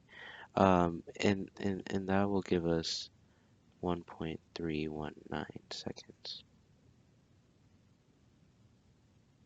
right? So let's go ahead and do that. This will be right here, 1.319 seconds. And then if we were to double that to get our time over here, it'd be 1.1319 times 2. That will be 2.638 seconds, okay? So our full amount of time for it to do the full parabola is 2.638 seconds. Our halfway time to where it is on the vertex is 1.3 or 1.319 seconds, okay? But that's through the graph. If you want to do it mathematically, you can, of course. So we are provided these variables, and we want to find the amount of time. Okay, so let's go to our variable sheet. And again, you're going to need to memorize this one, right? Because I don't think that one's on the variable sheet. The other two are, but the first one isn't, I believe. I'm not sure about that one. Okay. Um, Here, we're trying to find the amount of time, so that's good. There's a time. Do we have final velocity? Yes. Do we have initial velocity? Yes. Do we have an acceleration? We do. Okay. So since we have these things, it's really simple. This is a check mark. And the other ones, they seem more complicated than that, right? So we might as well just do that one. So let's go ahead and do that one if it's really that simple. All right, so here is our equation. Velocity final is equal to velocity initial plus a times t, right? But now I need to put this in terms of y. So velocity final in the y direction. So let me actually, okay, velocity final in the y direction is equal to the velocity original in the y direction plus the acceleration, which in this term is gravity, so negative 10 meters per second squared, times the amount of time that it takes. So the amount of time that it takes is, we don't know. That's what we're actually solving for, right? So let's fill in these variables. The velocity final is negative 13.19 meters per second is equal to 13.19 meters per second plus negative 10 meters per second squared times t. Okay, so now it's simple algebra. You take and try to isolate the t, or if it makes you more comfortable, isolate the x. And you should get negative 2 point, what is it? 2.638, wait, not that. Negative 26.38 meters per second is equal to negative 10 meters per second squared times the t. You divide each side by negative 10, right? And you get yourself 26.38 meters per second is equal to time. Or, shoot, I didn't even divide by 10. It's 2.638 seconds. Okay, 2.638 seconds. is equal to time. So time is equal to 2.638 seconds. Cool. Alright, so that's the amount of time that it'll take for the entire thing, and see that it matches up here. Okay? You can do it mathematically, but also like just thinking about it or graph. And then we can move on to the next section, which is how long, or no, how high does it go? So how high does it go? Alright, so let's go to 3, and we'll put it as how high does it go? Okay, how high does it go? And the way that you can find this again is, remember this is a parabolic shape, okay? The amount of time that it takes from here to the middle, and then from the middle to the end is the same thing. And in this middle part, we call that the vertex. And this is what is going to be the max amount of height, right? So if both of these are going to be the same amount of time, that means that if the amount of time, for example, is 2 seconds, right? Each to get from like the beginning to the middle, it takes 1 second. To get from the middle to the end, it takes 1 second because they're both equal amount of time, right? You divide it by 2. So how much time does it take to get, or how long is it in the air? Is 2.638 seconds. But how long does it take to get to the vertex? Half of that, which is 1.3819. Okay, so that's what we can use to answer that. But we're also trying to find how high it goes. So let's look at our sheet here, and let's look for one that tells us distance. So does this first one tell us distance? No, it does not. So we can't do that. Does the second one tell us distance? Yes, it does. So we can use that one. The third one does use distance, but I find it more complicated, so I like to use the second one. So 8. All right. So in this, how high does it go? We can then use that formula. Okay. So it's change in x is equal to the x original plus the velocity original times t plus acceleration times t squared over 2.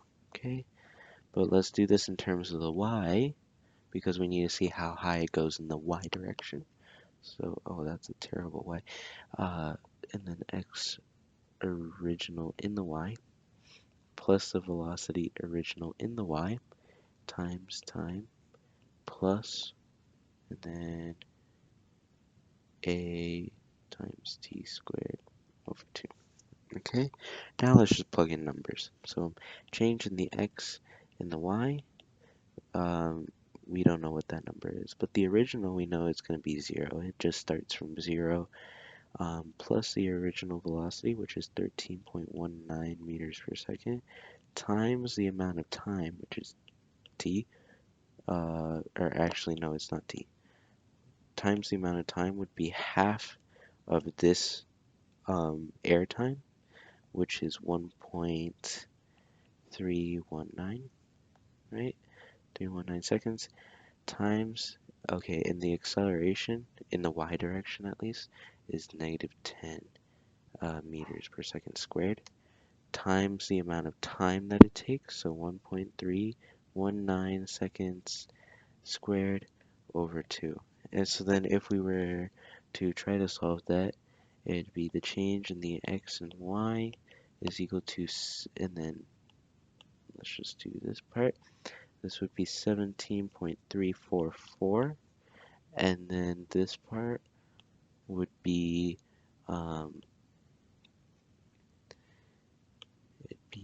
it would end up being plus minus,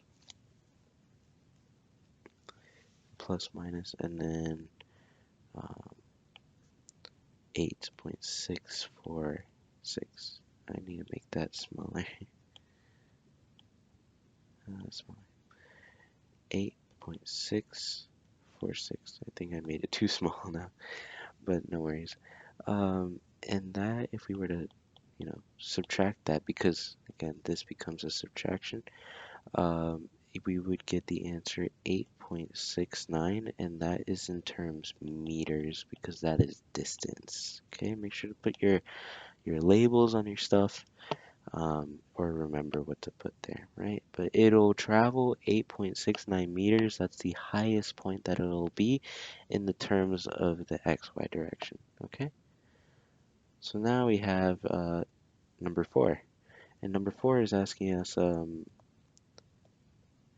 how far will it go? So it's asking us how far it'll go in the X direction, right? So number 4 is asking us how far will it go, right? So how far will it go? And in the same way that we did the distance for here, we're going to do the same thing, except it's going to be for the X terms and also for the entire air time. We're not looking for the vertex. We're looking for the amount of distance that it traveled the whole amount of time. Okay? So the same distance formula, acceleration times time squared over 2, right? But put it in terms of the X direction, right? But we can actually change these times. Or let's not change them yet. Okay?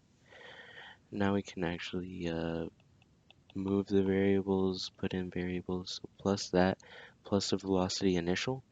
And the velocity initial is, remember, 18.89 meters per second. Okay? And we're going to multiply that by the amount of time for the whole thing, which is 2.63 seconds. Okay? I'm going to add the acceleration. And the acceleration here, it is not negative 10 meters per second squared. And the reason why is because negative 10 meters per second squared is because of gravity. It only affects the y-axis, does not affect the x-axis. When we're looking for the x-axis distance, um, gravity doesn't affect it at all. So it's not going to be negative 10 meters per second squared. It'll be 0. So 0. Okay? Times the amount of time uh, squared over 2. Okay? So 0. Okay? And then this 0 cancels out that, which makes the top 0, so this whole thing becomes 0, right? So then we have change the x in the x direction is equal to 18.89 times 2.63, okay? And this will be 49.68 meters, okay? That will be our answer. The change in the x direction is 49.68 meters. Pretty far, not too bad. But here in this slide, we go over a lot of stuff. We go over sine, cosine, to find like the velocities, right? Because of the y directions and stuff. We also go over the graphs, how long it'll be in the air, and how to find that vertex point. That vertex point is the highest point. And then how the gravity will not affect the x-axis. Remember that. It will not affect the x-axis. And how to solve for those distances, okay? So that is slide 8. Slide 9 is now football kicked from the cliff. Our slide 8 was basically that, but there is no cliff. You see that there's just an angle. It is starting from the ground.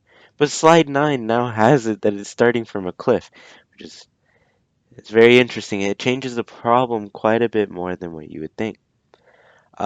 First, what we have to do is we have to sketch both VT graphs, but if you have solved 8, the speed and stuff are the same because all the angles are really the same. The only thing that is not the same is the final velocity up here and the acceleration. So I'll go ahead and write it out, which values we really do have. Okay, so again, we have our x side, we have our y side. This is to consolidate our variables. Our velocity in the original of the x, this is equal to cosine of 35 times 23, and that is equal to 18.84 meters per second. And then we have our y, which is the velocity initial in the y, and that is sine sine of 35 times 23, and that equals to 13.19 meters per second. Okay. Um, and then we have our next one, which is the distance in the x and the time. And then on the other side, we have the velocity final in the y. We have the distance in the y direction. Okay. We have the acceleration, which is equal to gravity, which is equal to -10 meters per second squared, and then time. Okay. So um, so let's look at our variables here. We have the change in the x value, right? Um, our do we know the distance that it takes like to do this? Does it say? No, it doesn't. So we have a question mark there. Does it say the time? No, it doesn't. So we don't know. Does it say the final velocity? It does not. And to calculate the final velocity, that's another different story. And then does it say the amount of distance that it covers in the y? No. And then does it say the time? No, it does not. Okay. So we have a lot of variables that are actually gone. We only have like 3 variables that we actually know what it is. So it's going to be a little difficult here to make our stuff. So first we need to make but again, remember our graphs are going to be a little difficult to make as well because this is a cliff, correct? And so then if we go up here and we go all the way down here, this final velocity is going to be different than like having the same initial velocity if it was over here, right? It's gonna be different. Also, the timing is gonna be different. So before we actually make our graphs, we have to actually solve more of the problem to be able to get that final velocity to get like the time and what it is at each time so that we can accurately make that graph. So let's go to our second question then. Our second question is, how long will it be in the air? Yeah, so for like how long it'll be in the air, that's gonna be a bigger problem here. If we were to draw how this problem is already, let's draw it, okay? We have our object going off this cliff at a constant velocity to the right, okay? Um, if you notice from our last problems, how we divided the problem was everything had like a parabola shape, correct? Everything had this type of parabola shape. Um, and that can really help us in this area because if we were to divide this problem, we can divide it by 2 parts. This parabola shape right here, so part A, and this shape over here, and this is part B, okay? Um, because this part A, that vertex, or no, that parabola, it has the same velocity here as over here, except the signs change, correct? So since the signs change, it's easier to calculate different things from that. But what we're going to do is we're going to calculate the amount of time that it takes in this entire parabola. And once we find that amount of time, we grab half of the time in order to get the vertex. And I explained it in a couple of slides ago. about like the importance of the vertex of that parabola. And once we grab that vertex, we have this amount of time here. Okay, so we'll have this amount of time, but we do need to find how much time that it takes to get from over here to over here. But that is pretty simple because at the vertex, what is the velocity? In the y direction, at least. Well, the velocity is 0. So since the velocity is 0, we can start at an initial velocity of 0, accelerate towards the ground at negative 10 meters per second squared, um, but also use this distance that we calculated here in the parabola, add it to the distance of the cliff over here, and that should be the distance. And so then from all of those variables that we grabbed, we can grab the final velocity of this part over here. Okay? And once we find that final velocity, we can also find how much time it took.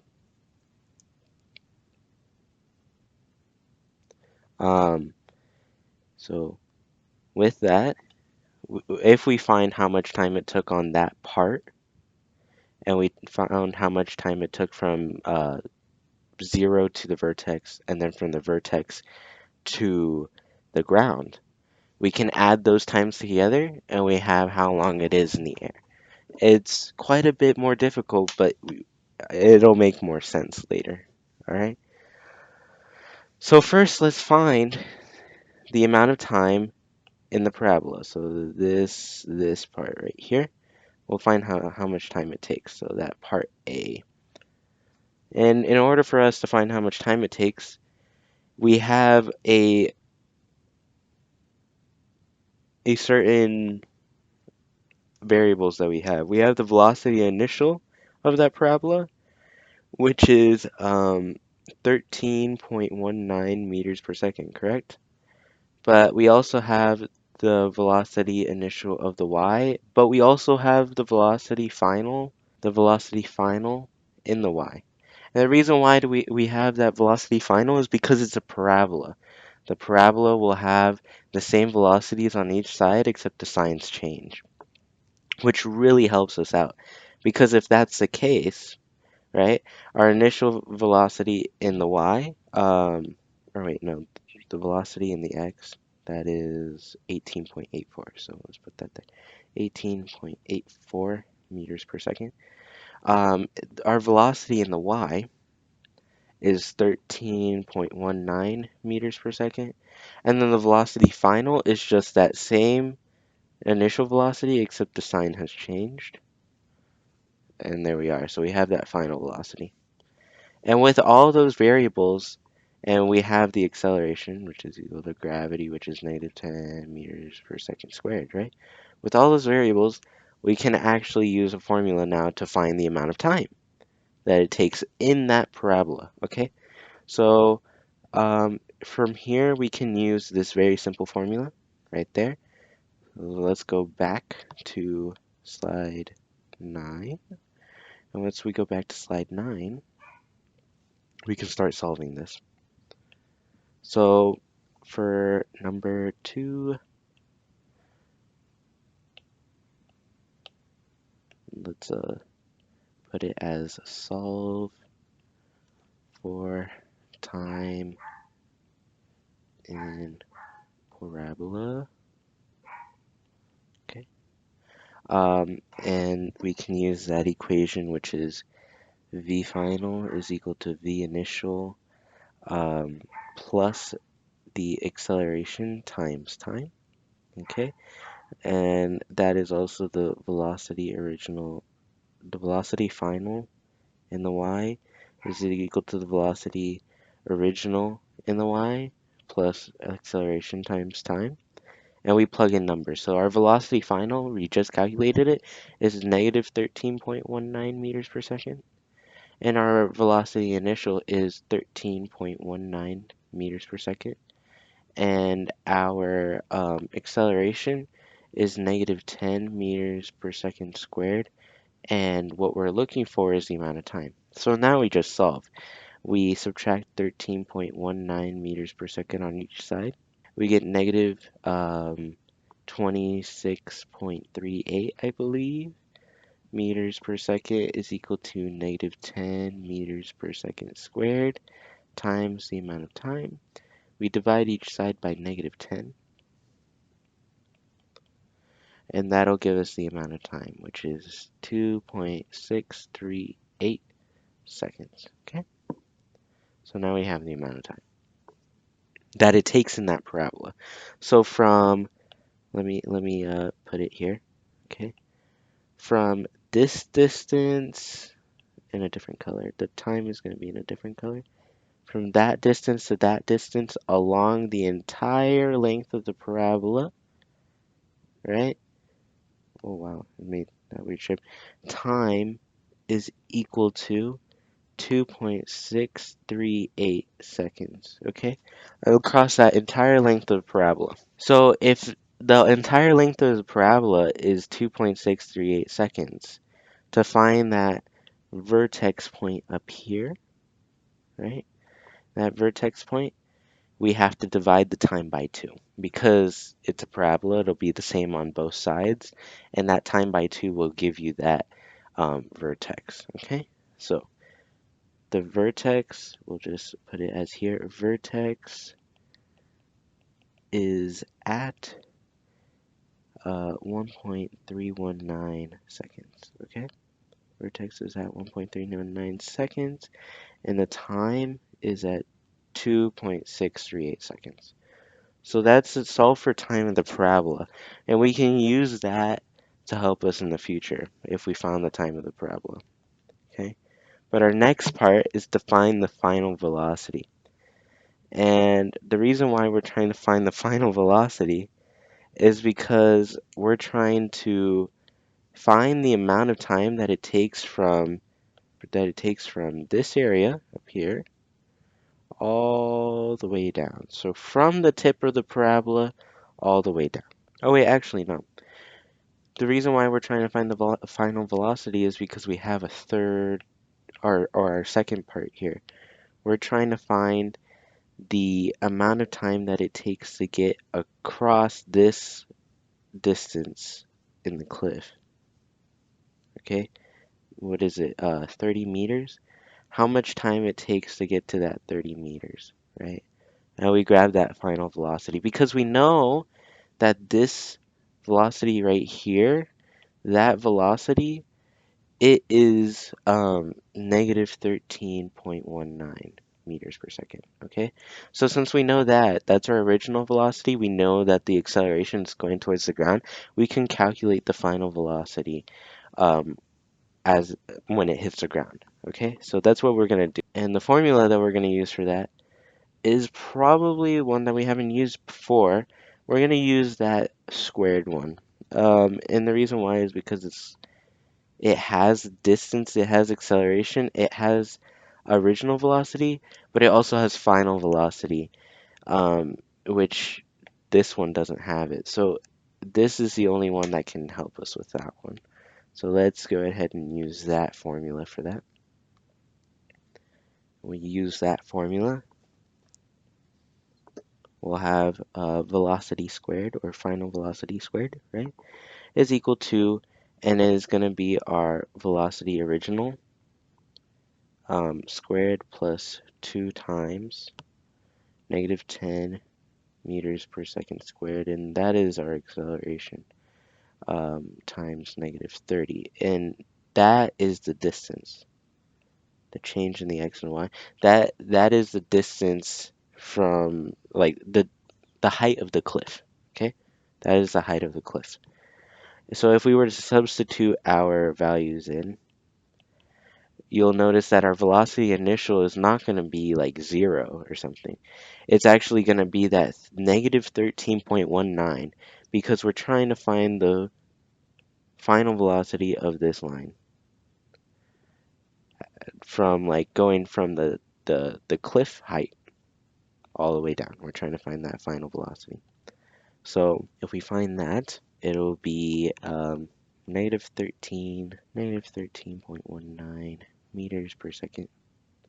And then square that plus 2 times negative 10 meters per second squared times negative 30 meters. And we can just solve, okay? And once we solve, we should be able to solve for this and solve for this, and that'll give us velocity final is equal to, because remember you have to take the square root of both sides when you're solving it, should equal to negative 27.82, okay? So now that our final velocity, we've calculated it. So we've calculated the final velocity that's going to be right down here. We know that right here at the very bottom is going to have a velocity final of negative 28.82. We know that there's amount of time up here of the parabola is 2.638 seconds. Okay? And we know that our final velocity after the parabola is starting with negative 13.19, which helped us grab the final velocity as it's going down the cliff. So now what do we have to do? Well, we grabbed the amount of time that it took from the cliff to the end of the parabola shape, so directly at the zero line. But how about the amount of time that it took from that parabola shape all the way to the end? How about that amount of time? Well, we haven't calculated that, but since we calculated the final velocity, we can actually use this formula up here to help us calculate for time, which makes it pretty simple now. So now we're trying to solve, and I'll underline all these. Solve for time after parabola. And this is simple because we can use the same formula. V final in the y is equal to V initial in the y, right? Um, plus the acceleration times time. And we substitute our values. What is our final velocity of this whole entire thing? It is negative 27 point, what, 82 meters per second. And our initial velocity of this entire thing, well, our final velocity. So the way that I think of this is not that we're going to use this time t equals 2.638. We're going to actually use this half time right here. And this half time is 1.319 seconds.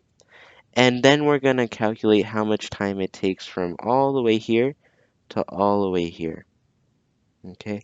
Because we know that it starts at 0 from the apex, or from the vertex, and we know that it ends at negative 28.82, and so we can calculate it from there. And that is why our velocity initial, right? Our velocity initial will be, well, now that we have found that final velocity, we actually have to find, like, the amount of time for the entire thing. And the way that I found it easiest was to find the amount of time after, right? So if we found that amount of time after, all right, we found that solve for the amount of time after the parabola. Since we do that, we can use the same exact formula as the top. Since we have that final velocity, we can use that same exact formula, which is velocity initial in the y is equal to the velocity, or shoot, the velocity final in the y is equal to the velocity initial in the y plus the acceleration times time. Okay? Um, and we know that our final velocity is going to be negative 27.82, right? Because it ends there. What is going to be our initial velocity, though, right? Since we, up here, we had our parabola and we solved for the amount of time along this parabola line, we are actually going to start at that negative 13.19 just to solve for that area, this bit right here. Okay, we're going to solve for this part, which is that part where it's calculating from the cliff. Okay, so it'll start at negative 13.19 meters per second. Okay, And then that is plus the acceleration times the time. So negative 10 meters per second squared times the amount of time that it takes, which is, we don't know. So that's what we're solving for. Okay. And so then we can do those calculations. 27.82 plus 13.19. That will give us negative, oh, wait,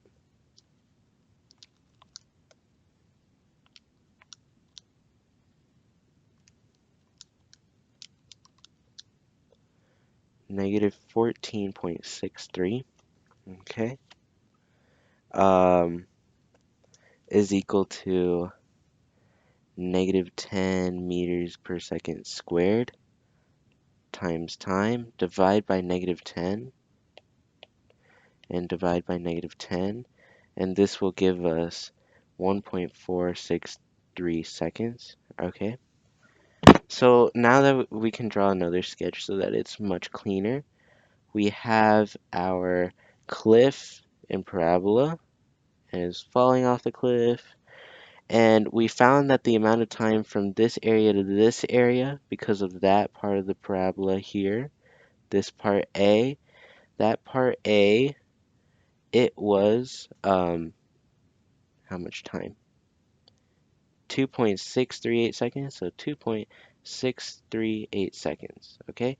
And now that we started finding our time from this point here all the way down the cliff. So we found that amount of time, and we found that it is 1.463 seconds, okay?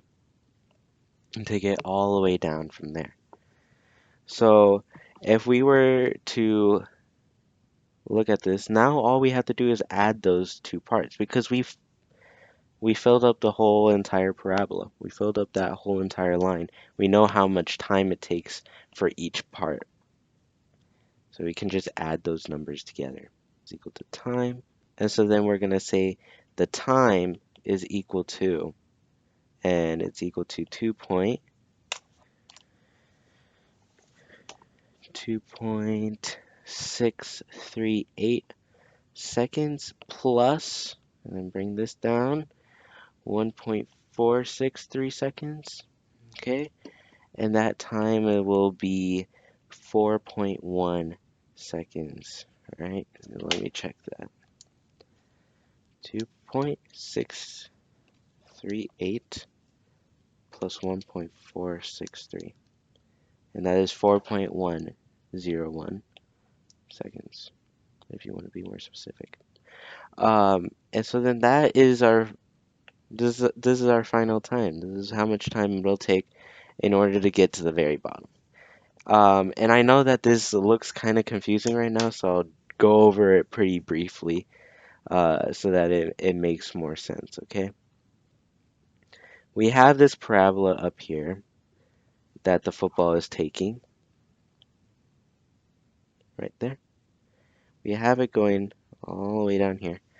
Well, all we did was we calculated the amount of time from this point, which is the very beginning, to, oh wow, this point, which is the very beginning, to the other end of the parabola. And what we know about parabolas from past problems is that your initial velocity is going to equal your final velocity as well for that parabola only. So for example, if it was starting with 23 meters per second, this will end with 23 meters per second, but a sign change. I forgot to add that. It's a sign change. So it'll end at negative 23 meters per second. Okay? So once you calculate that amount of time, let's just say 2 seconds, you can start calculating the other amount of time, which is along this line. And what that line is this distance down the cliff. Okay? So we have the amount of distance that it is covering. It is 30 meters, right? So with that, 30 meters, and the velocity, the original velocity that it had, let's just say that if it had 23 meters per second, right? Or no, not 23. Let's put a different number, like 1 meter a second. Well, it end at a final velocity of negative 1 meters per second. So we can just say that it starts at negative 1 meters per second and is accelerating towards the ground, right, at negative 10 meters per second squared. And we can find the amount of time that it takes within this line, okay? And once we find the amount of time that it takes within that line, we can add those two times together and we get the amount of time that it takes for the entire process, okay? It's like that. But of course, nothing is that easy. But these problems will get easier with practice. So you have to do a couple formulas. So this is like a sketch of what is happening. Um, First, you solve for the time in the parabola. So we looked at the this equation up here. That equation helps us to find the time in the parabola using the initial velocity and the final velocity, which we know is going to be a sign change. And we found that time in the parabola. And then we solve for the final velocity when it hits the ground. And the way that we did that is by taking that final velocity from the past problem, which is negative 13.19, and starting from there and then finding how much it accelerates and then what is the velocity after its acceleration down its negative 30 meters, okay? And once we did that, we found that its final velocity will be negative 27.82. And once we found that it was negative 27.82, we needed to find how much time it would take for it to go to that negative 27.82. So we use this formula here, which has the final velocity, the original velocity, which is that negative 13.19, like what we started. That's the end of the parabola. And then the acceleration towards the negative and the amount of time. Okay. And with that, we substituted values and we got the amount of time that it would take after the parabola. So this part of the parabola right here, okay? We found how much time it would take to go down the cliff. Not up the parabola, up and down the parabola, but down the specific cliff. And with that, we took our two numbers, our um, 2.638 seconds, because that's how long it took for it to go up and down the parabola. We put it here. And our 1.463 seconds, we also put it here. We added those two values together, and what do we get? 4.101 seconds. Okay? So that is the amount of time that it would take.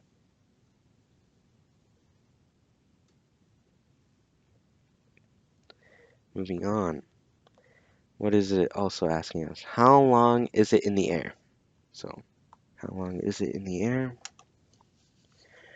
Well, the way that we can calculate that is pretty simple. It's much simpler than our last problem.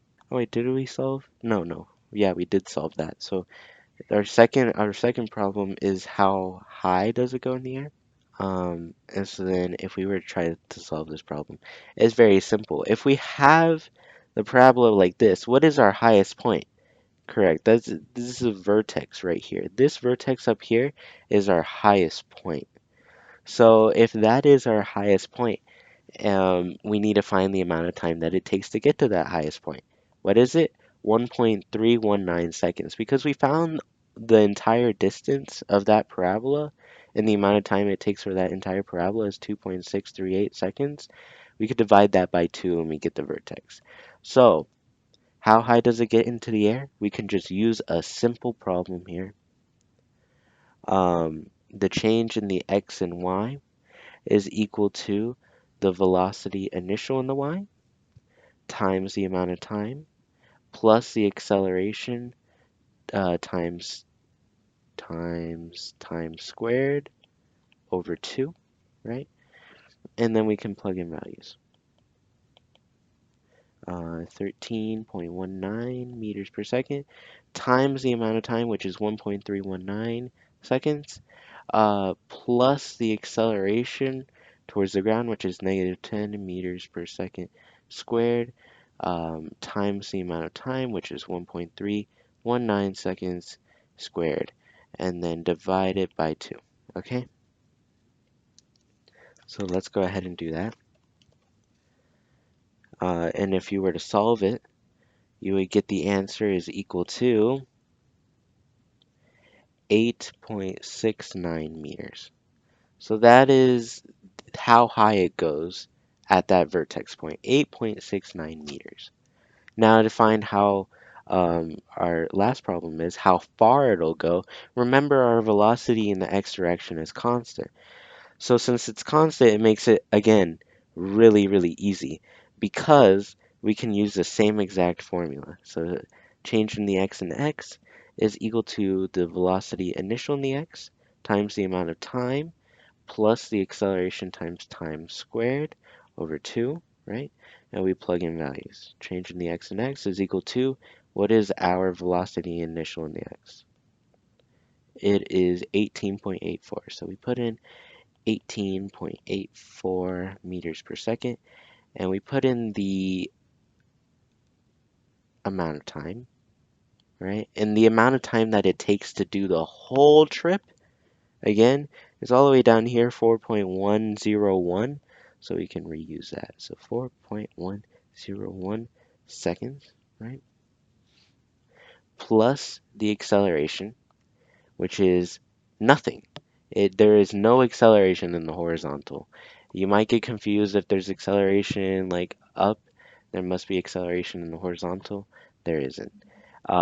It's only because of gravity that that y has an acceleration. All right. So we will get negative 10 meters per second squared times 4.101 seconds. Wow. Why did I do that? We will get 0 times time squared over 2. And what does that give us? Well, that 0 literally eliminates this whole thing. So that's gone. But now we have our change in the x.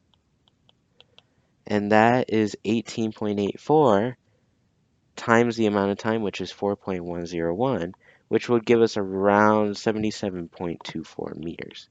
So that's the amount of distance that it takes in the x direction. So how long it went, or how far it went in this direction, you see? Okay.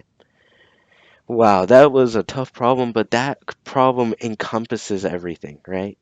Um, and again, we forgot to do these little graph things, so let's go ahead and do those. I solved the problem, and we have a sufficient amount of evidence to be able to do these graphs now. So if we were to do a velocity x and a time, right here, and a velocity y, or velocity y, a velocity y in the time, right? Well, we know that our velocity in the x direction is going to be 18.84. So 18.84 meters per second.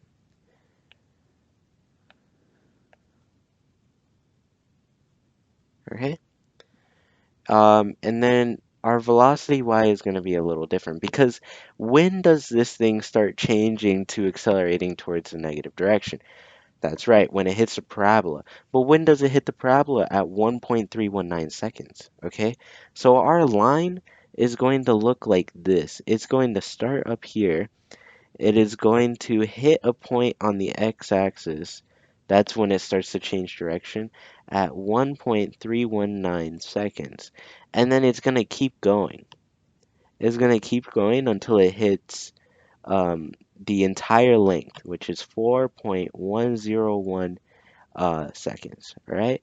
So if we were to put our line through here, we would put our line. It would look something similar to that. If I were to extend this graph, it'll probably be better. But it'll look something similar to that, okay? It starts to move in the negative direction, and that it's gonna be like a little extended, basically. But it's gonna reach a final velocity of what? It's gonna be um, down here, negative 27.82. So let's put negative 27.82. That is our final velocity. And remember that this part right here, this is displacement. So if you calculate the area here, that's the amount of distance that it traveled during its thing. Okay, both in the x and in the y positions. All right, so those are our two graphs, and those are the answers to this. Cool. This was a big one, but we got there. If you can do this type of problem, you're set. All right, so now we're on slide 10. And slide 10, for some reason, says textbook of your choice. Kicked from the ground, air resistance doesn't matter. For all of these problems, really, air resistance doesn't matter. And maybe we'll go into that for like a next unit. But it is kicked 40 meters per second at a 40-degree angle. And that's basically what we're all provided. But first, consolidate your variables. Again, there is two types of variables in these. There's the x variables and there's the y variables. There's velocity original in the x, right? There is a distance in the x. There is a amount of time, and the acceleration is always 0 on these. And then on the other side, I'll give myself more room actually.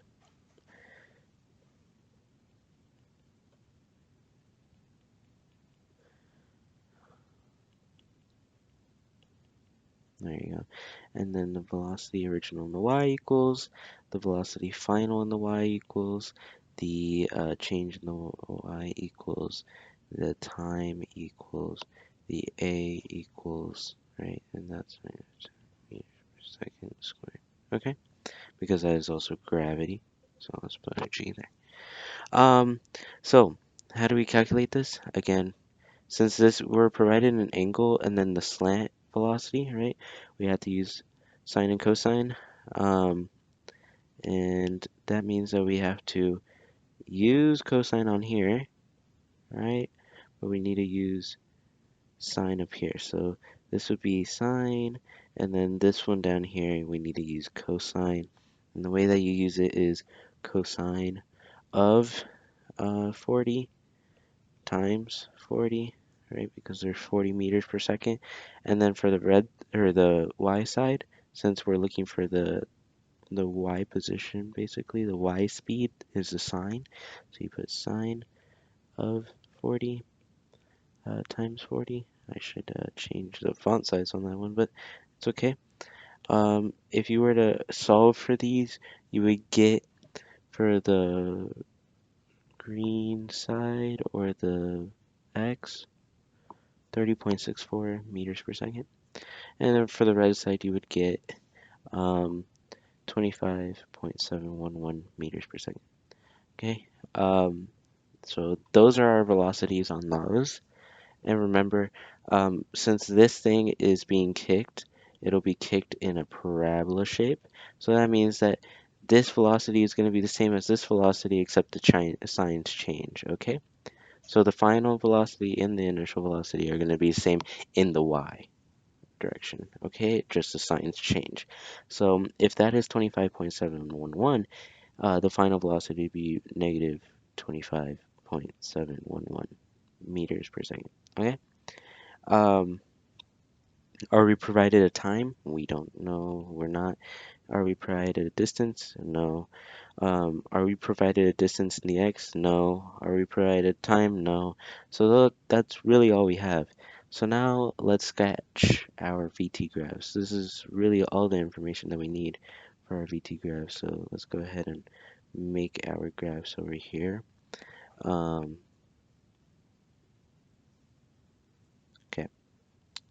All right. this is going to be our velocity in the x direction, and this is going to be our velocity in the y direction. Um, here, we are always going to have a constant velocity in the x direction, okay? So, and that constant velocity is 30.64. So let's put a 30.64 mark here, 64 meters per second. And since it's constant, it's just going to be a straight line. Constant at 30.64 for the remaining of the time. Um, like this, okay? 30.64. Um, for our y that we have, it's going to be a different story because of the fact that it's changing because of the negative 10 meters per second per second. So we need to put our mark at the first mark, which is 25. So 25.711 meters per second. And then it ends at a final velocity of negative 25.711 meters per second, right? And it takes an amount of time. We don't know how much time right now, but it takes an amount of time, so we're just gonna carry on without it. But this would be our graph. It would go whoop to here, okay? And remember that these areas right here are very important because they represent displacement, okay? So the areas that are touching the line and the x-axis and the line, those represent displacement. Okay, now that we've graphed or sketched our VT graphs, now we need to find how long it is in the air. And when you're thinking of how long it is in the air, you're looking for the time variable, okay? The t. So number 2, how long is it in the air, right? How long is it in the air? And a way that we can calculate this is very simple. We have our final velocity, we have our initial velocity um, in the y's, and we also have our acceleration. So if we were to look at our formulas, we can definitely use um, these ones here. We can use this one. Because we have that final velocity, we have that initial velocity, we have the acceleration, and it has a time variable. So it's all very good, and we can use that formula. So when you're looking for a formula, you're looking for the one that has a variable that you're looking for, and also looks relatively easy to solve and has the variables that you have, right? Um, there you are. So you can only solve for one. So that formula is velocity final in the y direction is equal to velocity initial in the y direction plus acceleration times time, right? And if we were to substitute the variables, it would be negative 25.711 meters per second is equal to 25.711 meters per second plus the acceleration, which is negative 10 meters per second squared times the amount of time, and that's what we're solving for, so we don't have to do that as of now. And so if we were to solve that, right, we put negative 25.711 meters per second from each side, and we will get somewhere around 51.422, there you are, is equal to negative 10 meters per second squared times the time. And you divide by negative 10, okay? To get rid of that negative 10 on each side. And these negatives go away, and you become 5.1422, right? Is equal to the time. And that should be the time in seconds. So that's how long it'll take to go to the ground once again, okay? The amount of time. So these are similar to the ones that we were doing in the past. If you want more explanation, they're in the earlier in the video, such as slide, um, let's see, slide, such as slide 8. All right, okay. Number 3, what is it asking us? How high does it go? So we're looking for the height that it gets to in the y direction. So we put this and we just say, how high does it go, right? And when we see that, we need to think of distance, okay? Now that we have time, we know that half of the time in the parabola, if this represents our entire time, right? The half of the time is going to be in the middle right here, and that's going to be our vertex. The vertex is the highest point. So we need half of the time, and we know that half of the time is 2.57 seconds. That's where the vertex is at. Vertex is at that amount of seconds, okay? So now that we have the time, we have the final velocity, we have the initial velocity, we have the acceleration, we can look at our formula sheet, and we will see um, the first one, it doesn't have distance, all right? So we can't use that one. The second one does have distance, so we can use that one. The third one does have distance, but I don't like using it, so, I'll use the second one. So let's go to the 10th one, and let's solve it. Let's copy down the formula, which is change in the x and the y direction is equal to um, change in the x original of the y direction plus velocity times original velocity times the amount of time plus the acceleration times time squared over 2. Okay, and now we revise it here with our variables. Change in the distance is equal to 25.711 meters per second because this is a 0, so we don't have to put that there. Times the amount of time, which we already know is 2.57 seconds, plus the -10 times 2.57 squared over 2, right? And we will get change in the x and y is equal to 66.049 plus minus 33.05, and that'll turn into a minus. This thing will turn into a minus. So 66.049 minus 33.05, right?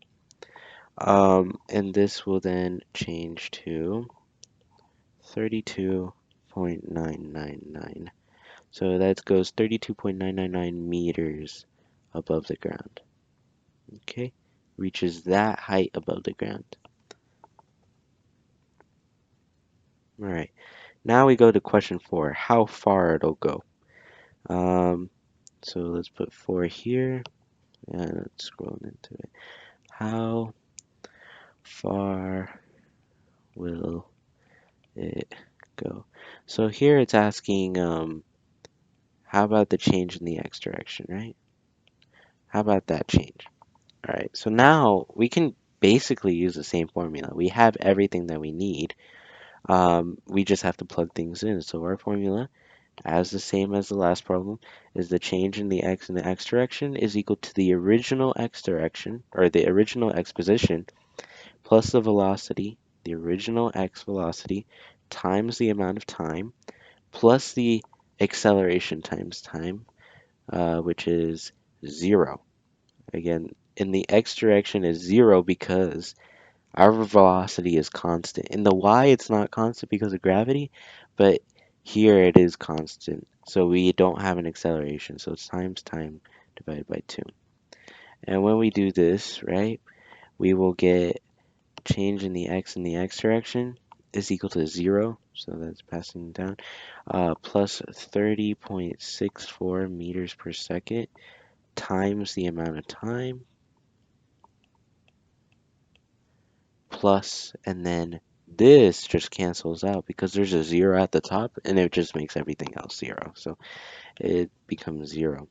And when you multiply that out, you get the change in the x direction That is 157.557. So it goes up that much, or no, not up.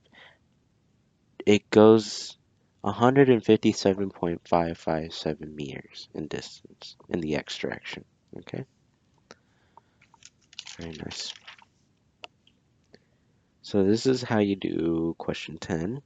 Very similar to the last one, so it shouldn't be too hard if you did the last problems. Now we go to question 11. So it says a swallow flying at a speed of 12 meters per second drops a coconut from a height of 25 meters, measured indirectly from the base of the coconut. Okay, and it's asking what is the initial vertical velocity of the coconut? Okay, initial vertical velocity. So if this bird is dropping this coconut, right? What happens to the coconut? It starts to speed up towards the ground, right? These arrows start to get bigger because it's starting to speed up because of what? Gravity. And that's the only thing that is speeding up this object. Nothing else is pushing the object. The bird isn't pushing the object towards the ground, right? It is only holding the object. So when you're dropping something, the acceleration of gravity is the only thing that is pulling it down. It's the only thing that is manipulating the velocity, unless you purposely push it down, you know? Okay, so that basically answers this question. What is the initial vertical velocity of the coconut? It should be 0 meters per second because of the fact that nothing is pushing it down, only the acceleration of gravity is pushing it down. So it starts at 0, then it goes to -10, then -20, then -30 because acceleration is -10 meters per second squared for each second, okay? That's why it's 0 meters a second. And then we go to slide or part 2, and it's asking what is the horizontal velocity of the coconut, okay? The horizontal velocity. So if we look at this, the swallow bird is flying at a speed of 12 meters a second. So if the swallow bird is flying at a speed of 12 meters a second and he has a coconut with it, he's flying. The coconut is also going that 12 meters a second because it's flying with the bird. And once he drops it, that coconut will still constantly go that 12 meters a second. Okay? So, what is the horizontal velocity of the coconut? It is 12 meters a second because the velocity is constant. It is not accelerating or decelerating. That is only because of air resistance. Okay? So, how far horizontally from the drop point will the coconut hit the ground? So, this is where you get into a little bit of the math, right? You're trying to find how far it goes horizontally. So horizontally, that means the change in the x direction, right? Um, yeah, there is a change in the x direction. All right. So first, what you need to do is, if we were to look at like the formulas, what do we have? We only have like a horizontal velocity. So we have a horizontal velocity of 12 meters per second, right? And we have a vertical velocity towards the ground, um, and that is equal to 0 meters per second, but we have the acceleration is equal to -10 meters per second squared. Those are the only things that we have from this problem. And if we were to look at our um, formula page, we can't find distance yet because of the fact that over here in distance, it requires us to have an amount of time. Okay, it requires us to find an amount of time. So how do we find an amount of time? Well, we can use another different formula, this one up here, because we have the final velocity of the coconut. Or, well, we don't have the final velocity of the coconut.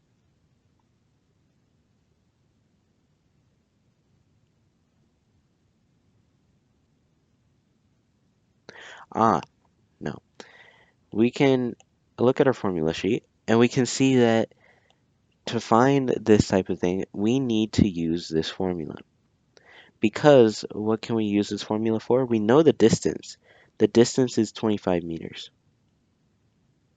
All right, 25 meters towards the ground. We know the initial distance. It is 0. And we know the velocity initial, and that is a 0. But we know the acceleration towards the ground, and we're solving for the amount of time, so that works, okay? So that's what we're going to use for our calculation.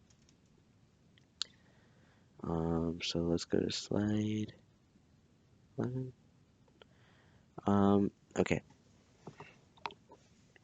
so for number 3, we're going to use that formula. We're going to use the change in the x in the y direction, I believe, yep.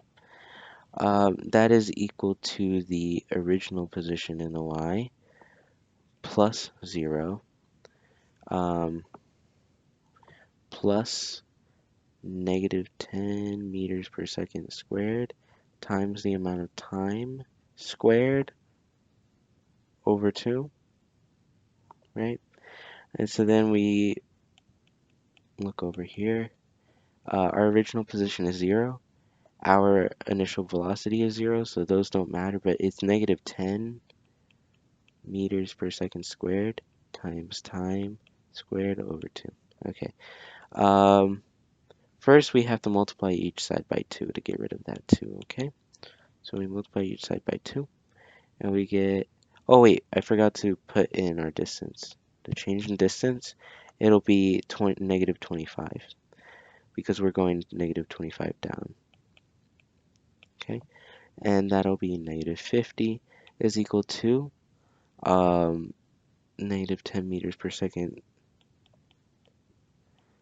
squared times the amount of time squared. We can divide each side by negative 10, right? And then we get 5 is equal to t squared. But to get rid of the t squared, you got to take the square root, and that is t equals plus or minus 2.236. But it doesn't make sense if it's negative seconds, so a t has to equal to 2.236 seconds, right? And a positive. Okay, so that's the amount of seconds that we have. But we have to find how far horizontally from the drop point will the coconut hit the ground. So since we found the amount of seconds and we know that the velocity is constant, correct? We can use the same formula, basically. But instead, we're going to use um, the change in the x direction. So change in the x direction is equal to the x original direction or position plus the original velocity in the x plus the acceleration times time squared over 2, right? Um, and this will be change in the x direction is equal to 0.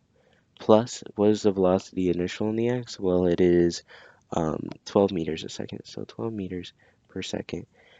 Oh, and then this is also times time. There you are. So this is times time, which we already found the time that it takes to get to the ground, and that time is 2.236, so 2.236 seconds. Um,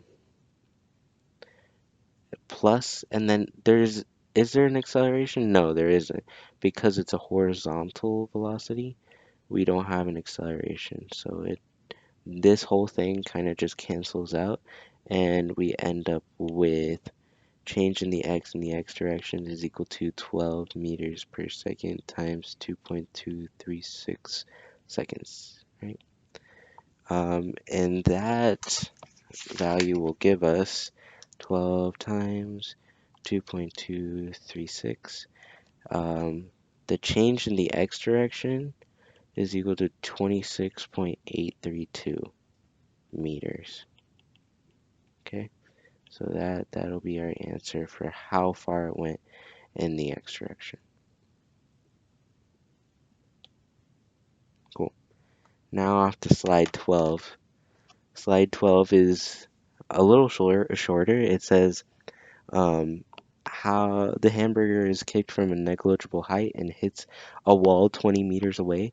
So how long is it in the air and how high does it hit the wall? So first you need to make your table, remember? So tables of x and y's. Your velocity initial in the x is equal to cosine of 30 degrees times 40, and that'll equal to something. And then velocity initial in the y is equal to sine of 30 times 40, right? But then we do the other ones, which is x to the x time velocity final.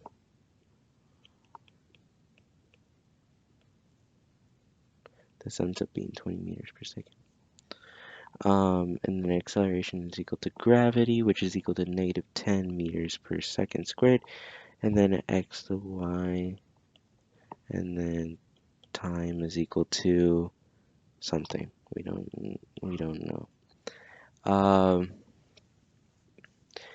But we get this 20 meters per second if we solve that sine equation. But since it's a parabola, remember, parabola this way, the sine or the velocity is going to be the same except a sign flip. It's going to be in a negative direction.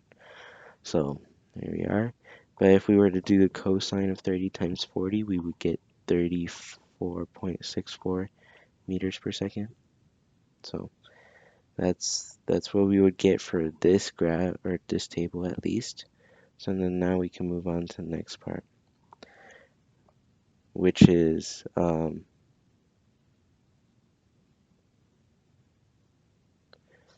basically saying how long is it in the air?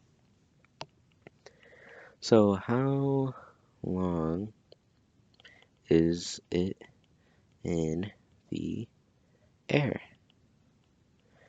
And we can calculate this because we know that this can only go 20 meters away. So we actually know what the distance is going to be in the x direction. It's going to be 20 meters, right? And if it's going to be moving towards the wall, right, at 20 meters, and it's going to be moving at 34.64 meters per second, how long is it in the air? It's going to be how long until it hits a wall. So we can use the distance formula for that. We can calculate how much time it's going to take to get to the wall, and that can be the change in the x direction is equal to the original x position, but that's 0, times plus the initial velocity, which is 34.64 meters per second, times the amount of time.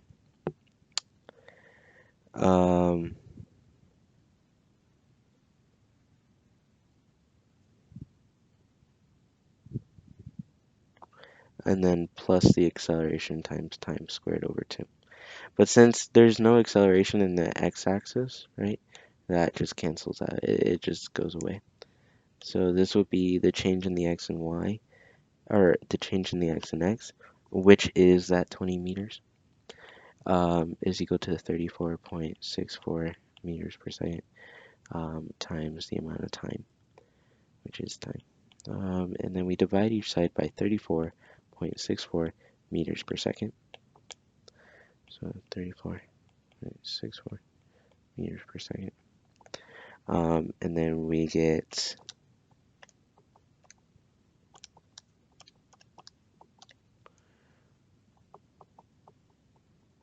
time is equal to 0.557 seconds. But this is in the x direction. This is like minding if the hamburger doesn't hit the ground before then, right? So we need to calculate how long it takes if there was no wall there. Okay, So the way that we calculate that, again, that is with the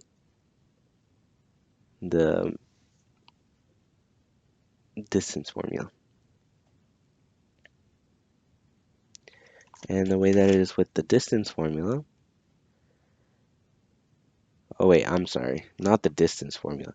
The other formula, the really easy formula, which is velocity final is equal to velocity initial plus the acceleration times time. So the velocity final, that is going to be this number here, negative 20. So negative 20 meters per second is equal to the 20 meters per second plus the acceleration, which is negative 10 meters per second squared, times the amount of time, which we don't know. That's what we're solving for. This becomes negative 40 meters per second plus, or equals to negative 10 meters per second squared times the amount of time. Divide by each side by negative 10, and you get yourself 4 is equal to time, and it's 4 seconds, right? So this will definitely take 4 seconds, but 4 seconds is greater than this amount of seconds, which means that it's going to hit the wall before it hits the ground. That's basically what it's saying. So this solution here is more correct. That's how long it is going to be in the air before it just hits a wall. All right. So then number 2, it's asking us how high does it hit the wall? So since we know that our thing is going at for like 0.55 seconds, we need to know how high it goes in those 0.455 seconds. So again, we can use that distance formula. The distance in the x and y is equal to the original distance times the original velocity, which is 20 meters per second, times the 0.557 seconds, plus the acceleration, but that's towards the ground, so negative 10 meters per second squared.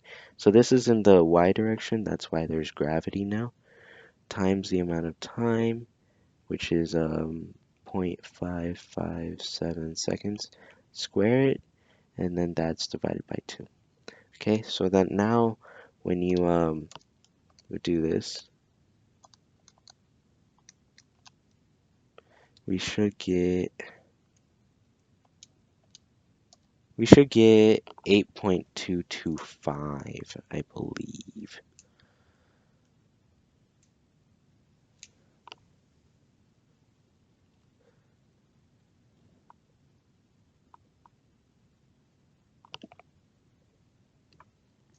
Ah,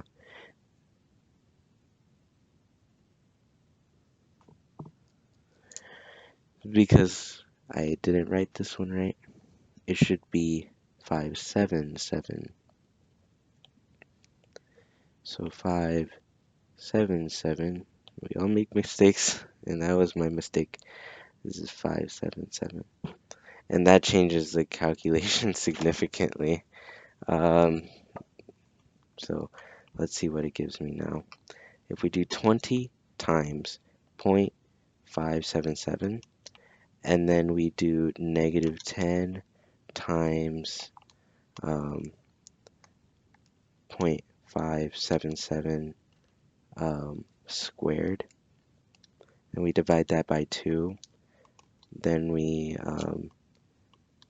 subtract those, we should get 9.875 meters. So the change in the x and y will be 9.875 meters.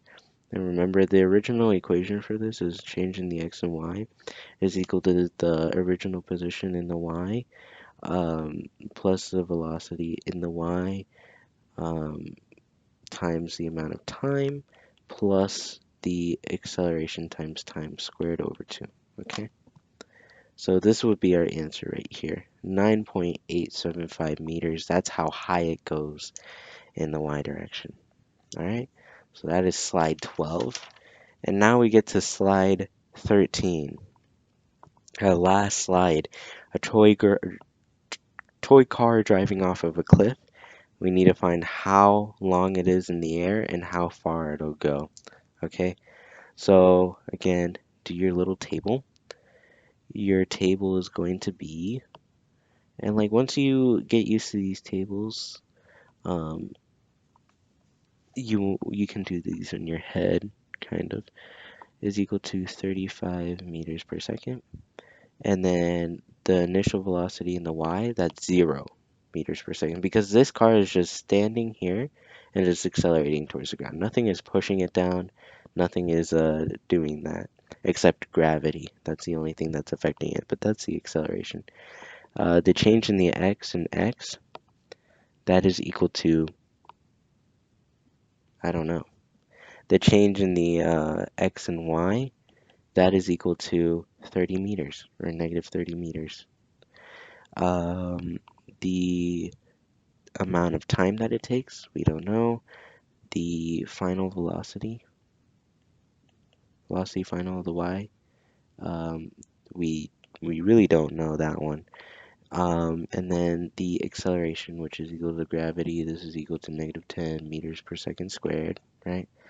Um, and that's it, I think. That's our table. So now we can get to solving. So number one on how long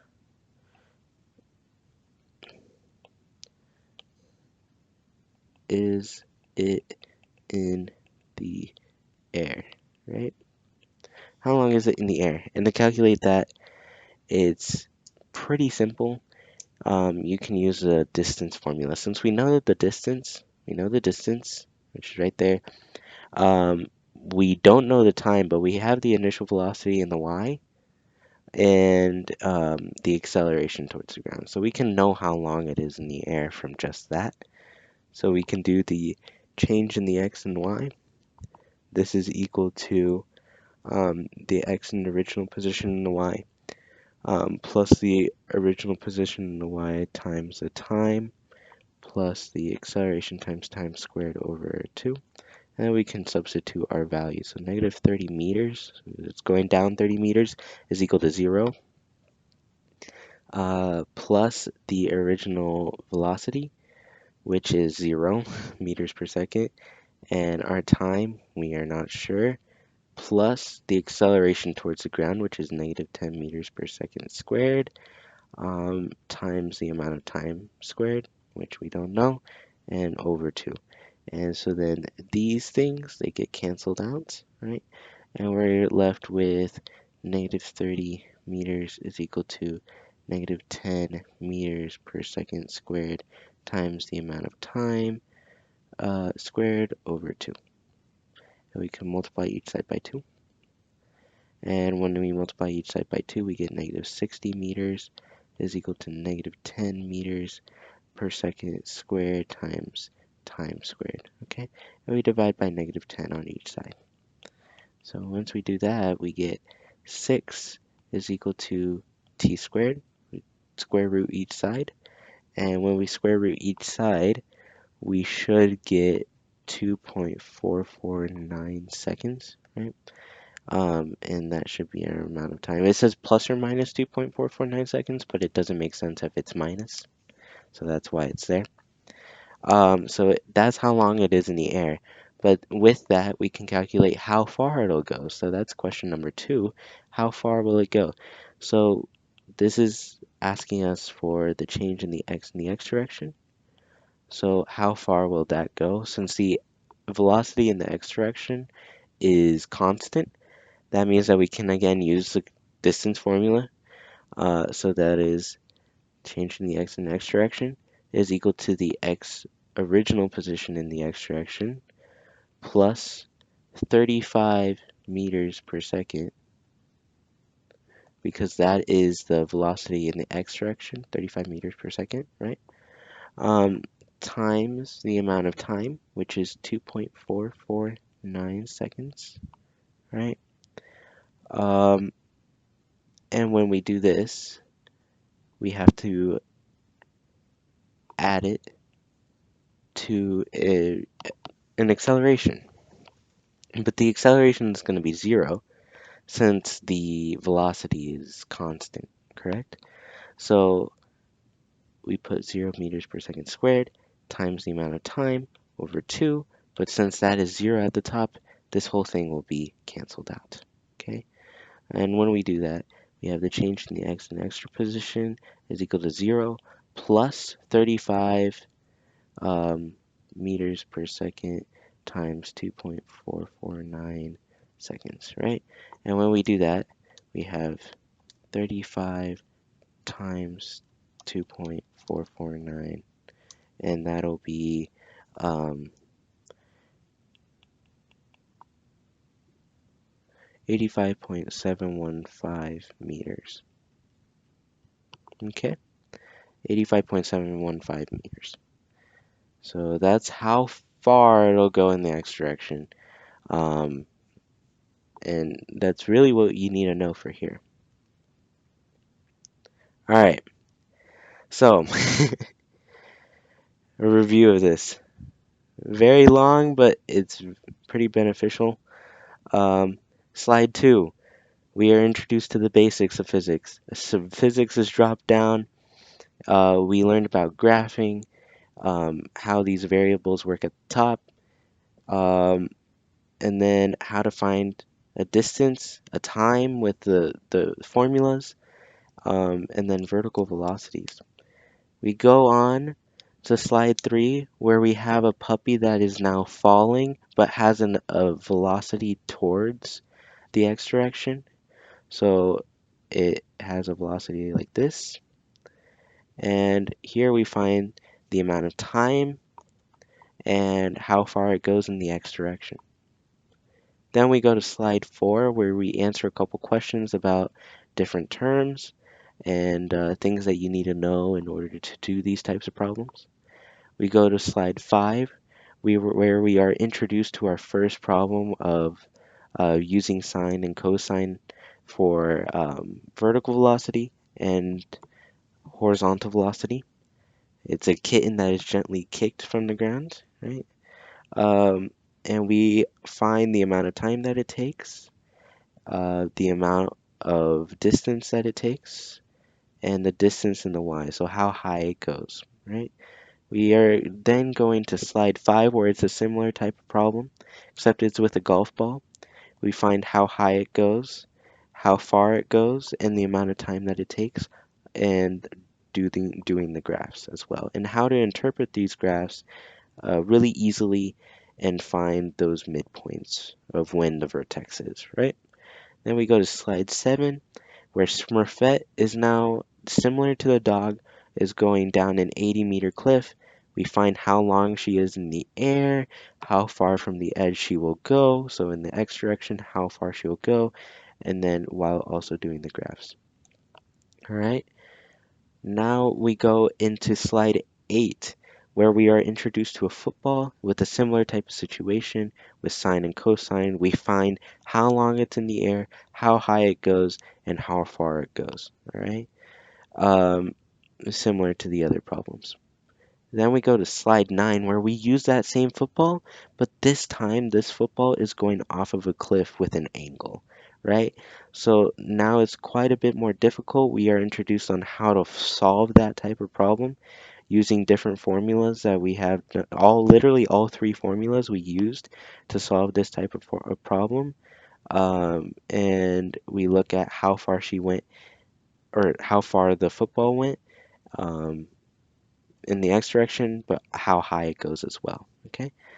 We then go to slide 10, where we are kicking a book, I think. Yeah, it's kicking a book. It's similar to all the other problems with sine and cosine, and we find how high it goes, how long it is in the air, and how far it'll go. Then we go to slide 11, where we are introduced to some questions that you need to think about a little bit on your your variables and how to find those variables and how to think about those variables. Um, it's similar to like the other slide. I think it's slide 4. Then we are going to slide 12, where in slide 12 a hamburger is now kicked. You find how long it's in the air, but this time it has a 20-meter range. So it hits a wall at 20 meters. All right. We find the height, the max height, and that's about it. We find that max height. And then slide 13, it's a toy car driving off of a cliff. We find how long is in the air, the change in the x, so how the distance, and that's it. But if you're looking for through any of these problems and looking for a problem that encompasses the um, entire slides, this entire projectile slides, you should be looking at slide 9. Slide 9 encompasses everything. All three formulas, how to find distance, how to find time, how to think about those variables, it encompasses everything. Okay? Well, these are the epic slide or projectile slides that I walked through. Hopefully there weren't too many mistakes in here. Um, I I tried my best to not have too many, um, but sometimes they do slip through. And yeah, I hope it helped.